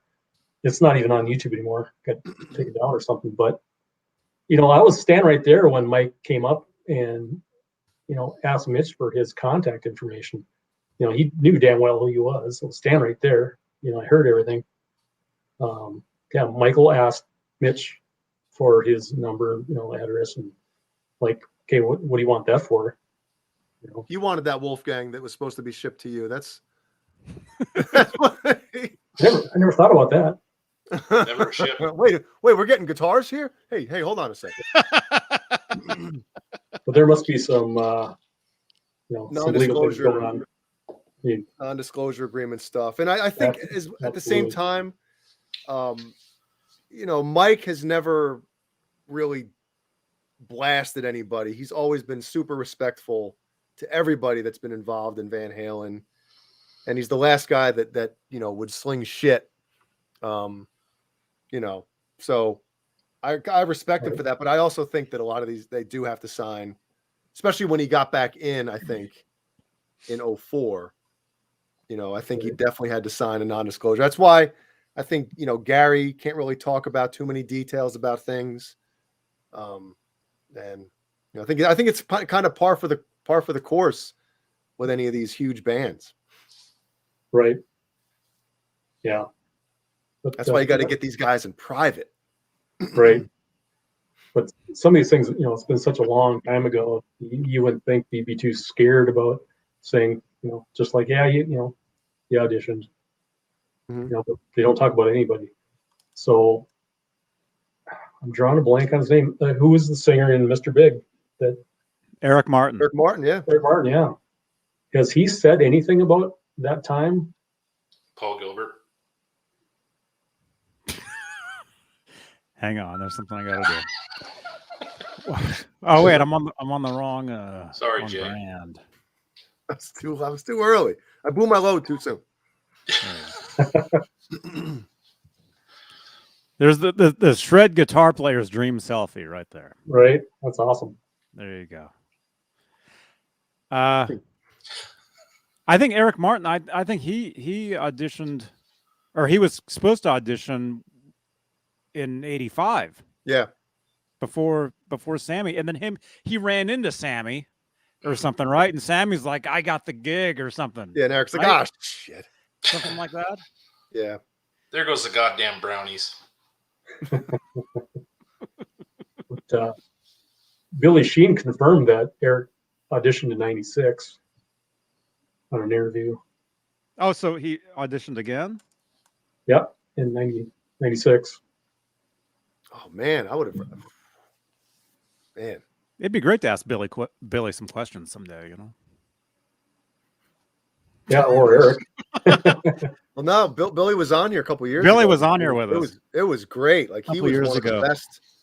God, sometimes when we have a guest on here, especially somebody like that, you kind of get a little nervous. Like, what do we ask this guy? What can we? What can't we? And then sometimes you feel like this guy probably wants to get out of here. After about 2 hours, he's like, all right, what else? What else you got? What other questions we got? Come on, let's keep them coming. Keep them coming. And we had him on. It was like 3 hours, right? 3-hour tour. A long time. He was awesome. Yeah. Yep. Yep.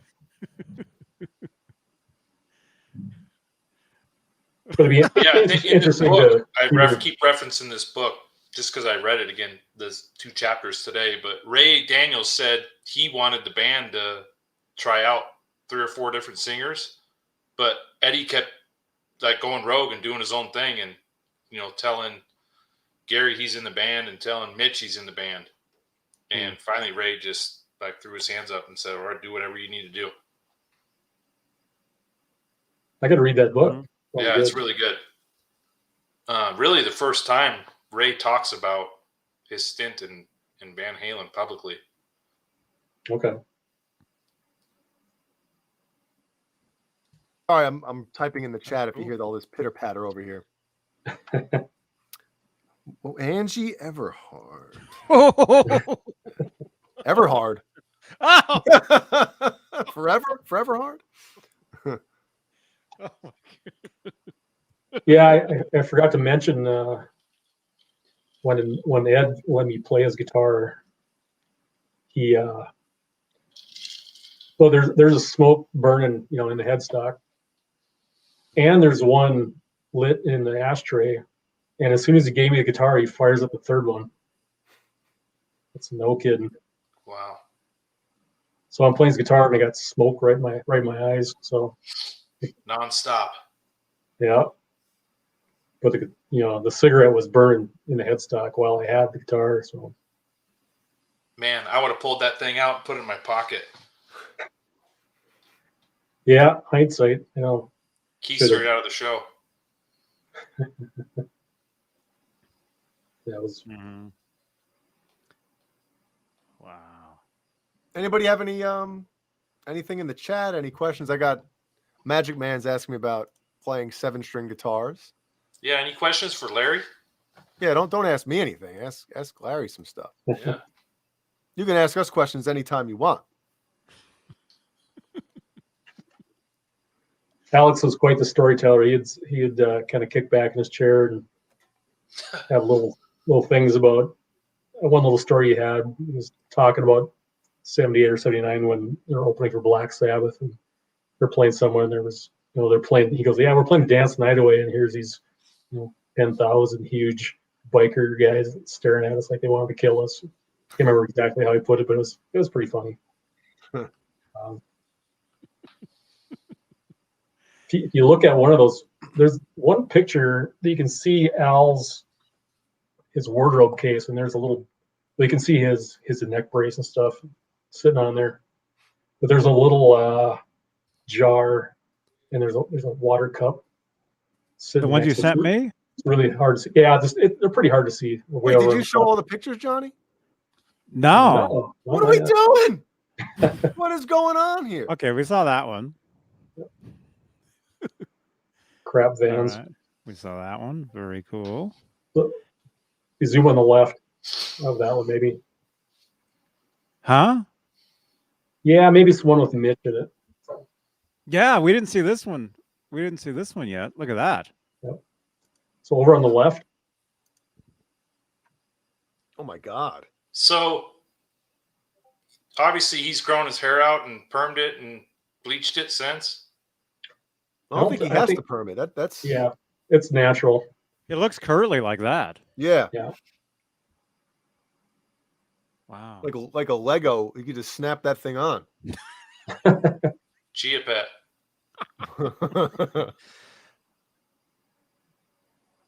Ed did not approve of the haircut, by the way. Oh, I bet he didn't. Not that Ed's ever had short hair, but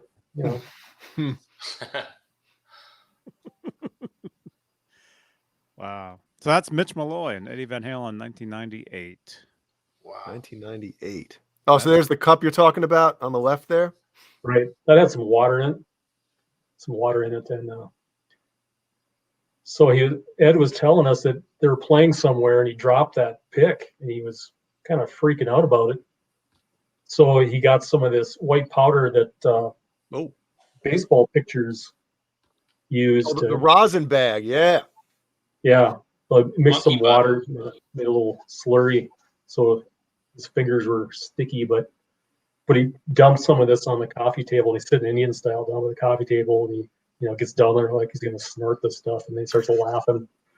It was kind of funny. That's funny.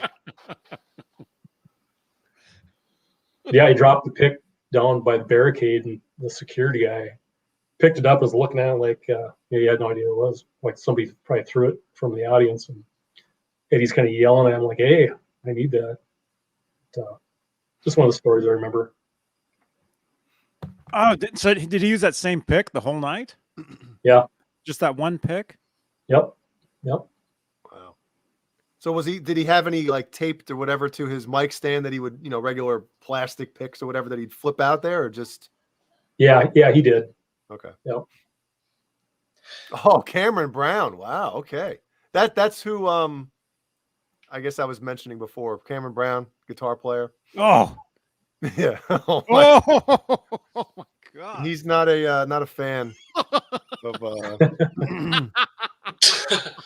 I'm out but of here. he's actually had a few experiences with Mitch, so you know.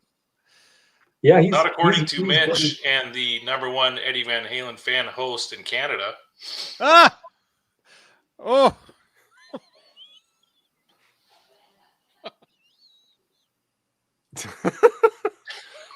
Oh my goodness.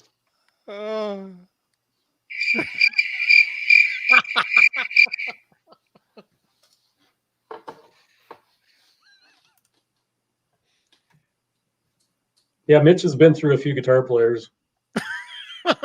I know why now. I've seen the screenshots.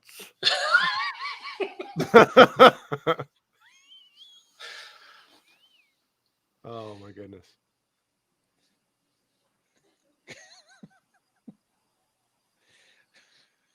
So what time is it there by you, Larry? What's the weather like? Almost bedtime? Yeah. Larry, you got any questions for Johnny? Where'd you get those two guys on the bottom? Facebook Marketplace. Yeah. Yeah. They're both fired from other shows. Hey, this is my first. Wait, Larry. So you obviously. When was the first time you found out about like Johnny's channel or whatever? Just Tuesday. Yeah. How did you find this craziness? Yeah. That was probably a couple of years ago. I was just you punch a Van Halen like every day to see what's new out there, and you popped up and started listening when I could, and Wow. had a good time. So you've been listening to this for a couple years? Yeah. Yep. Right on, man. Because I have no idea who's watching this stuff. Right. I really don't, and it's just it's still kind of bizarre that we've been doing these things for like 6-7 years or something. Wow. Well, Kurt's already loaded, so Wait, so what rum did you use? I don't think we answered that, did you? Sailor Jerry. Oh, Sailor Jerry. Steve Okay. Anderson, go to. Yeah. Yep. And then he told me Must about be a that West Coast thing. Bumbo rum one time, or I think he said Bumbo he bought. And I went to the liquor store to try to find it, and lo and behold, they had Bumbo rum, but it was like it wasn't a very big bottle, and it was like $50, and I was like, nah. Thank God that wasn't like code word. I'm here for some Bumbo rum. Oh, go behind the dumpster and he'll come out. I'll be right out. Yeah. It's very popular in this part of town. Anyway. Wow. So Larry, whenever you I guess catch up with Mitch, we'd love to hear what happens. We'd love to hear how it turns out. We would love to get Mitch and Paul on the show together. Yeah, that'd be good. You'd have a pay-per-view for that one. Yeah. Come on. Come on. No, I think it's a cool story. I mean, there's not a lot of people that experience what he did. It's just a little weird what he's doing now, but I think it's a cool story. Yeah, it's like I said, I really don't understand why he's doing what he's doing, but it's none of my business, I guess. And, but kind of deserves a lot of the stuff that's being said, unfortunately. Mm-hmm. There's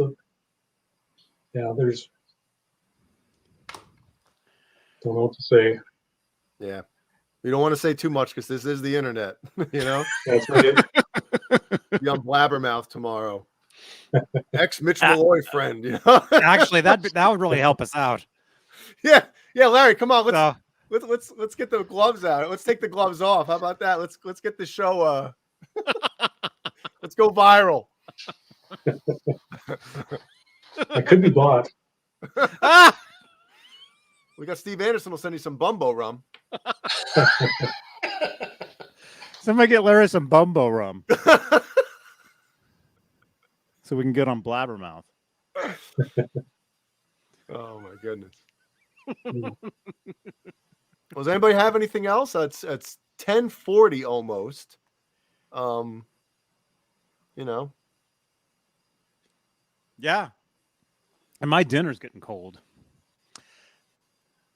Where is it?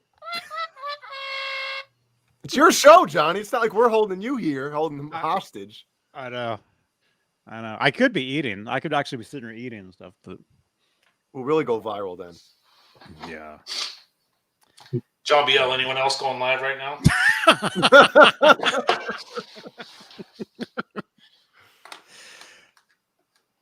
Wow.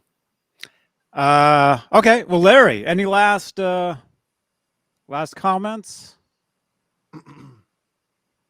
Yeah, no, it's good to meet you guys and sit and do this. It's a good time. Yeah, It's nice meeting you. Yeah. there's a lot of Van Halen fans like to hear these little weird stories and things. So hopefully somebody enjoyed it. Well, Yeah, smash that thumbs up if you enjoyed that. And Larry, you're in my Van Halen group on Facebook, right? I am. Van Halen 1974 to forever. Dude, have you been posting? Post some stuff in there. Yeah, those photos are golden. Yeah, I can do that.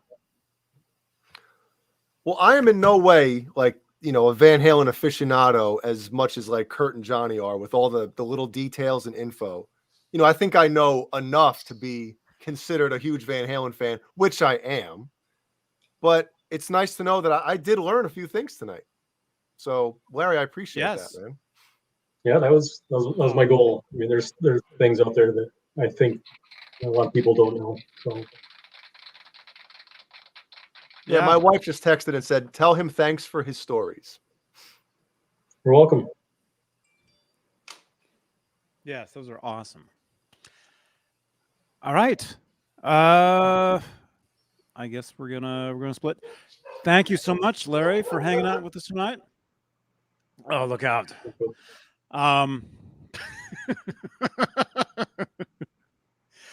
We will see you guys tomorrow night for John BL's Saturday Night Live. What time do that? 11 Eastern? 11 Eastern, yep. 11 o'clock Eastern, and then following Sunday for the Sunday Night String Change show. And then, yeah. All right. Man, this is my first show. Okay. Thank you so much. Wait, I'm in the wrong brand. I got to find this. Thank you so much, channel members, for being channel members. For supporting, helping support. Thank you so much. There we go. I'll do this one. There we go. And what else? GTA tonight? Okay. Yeah, look for some Grand Theft Auto in a little while over on Twitch. Larry, do you play Grand Theft Auto? No, I don't. I do not. Man, that's the stuff, man. Hey, Johnny, I forgot to wish a happy birthday to Larry Mitchell.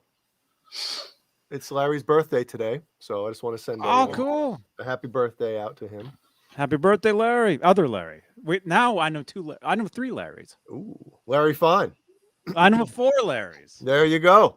I know Larry Mitchell, Larry Thomas, Larry Fine, and Larry C. Mm-hmm. The 2 Mike Nieces. That's who my there you go.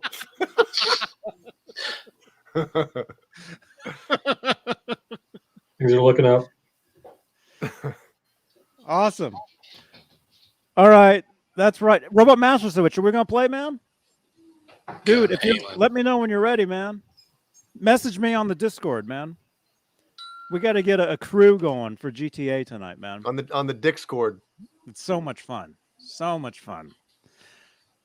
All right. Smash that thumbs up, you guys. Drop some comments down below. And we will see you guys tomorrow night for Saturday Night Live. Mañana. All right. Bye. Don't hang up, Larry. Yeah, don't hang up, Larry. Not yet. Bye-bye. Don't hang up. And nobody else go anywhere. Make sure to smash the thumbs up on tomorrow night's video. Following this video.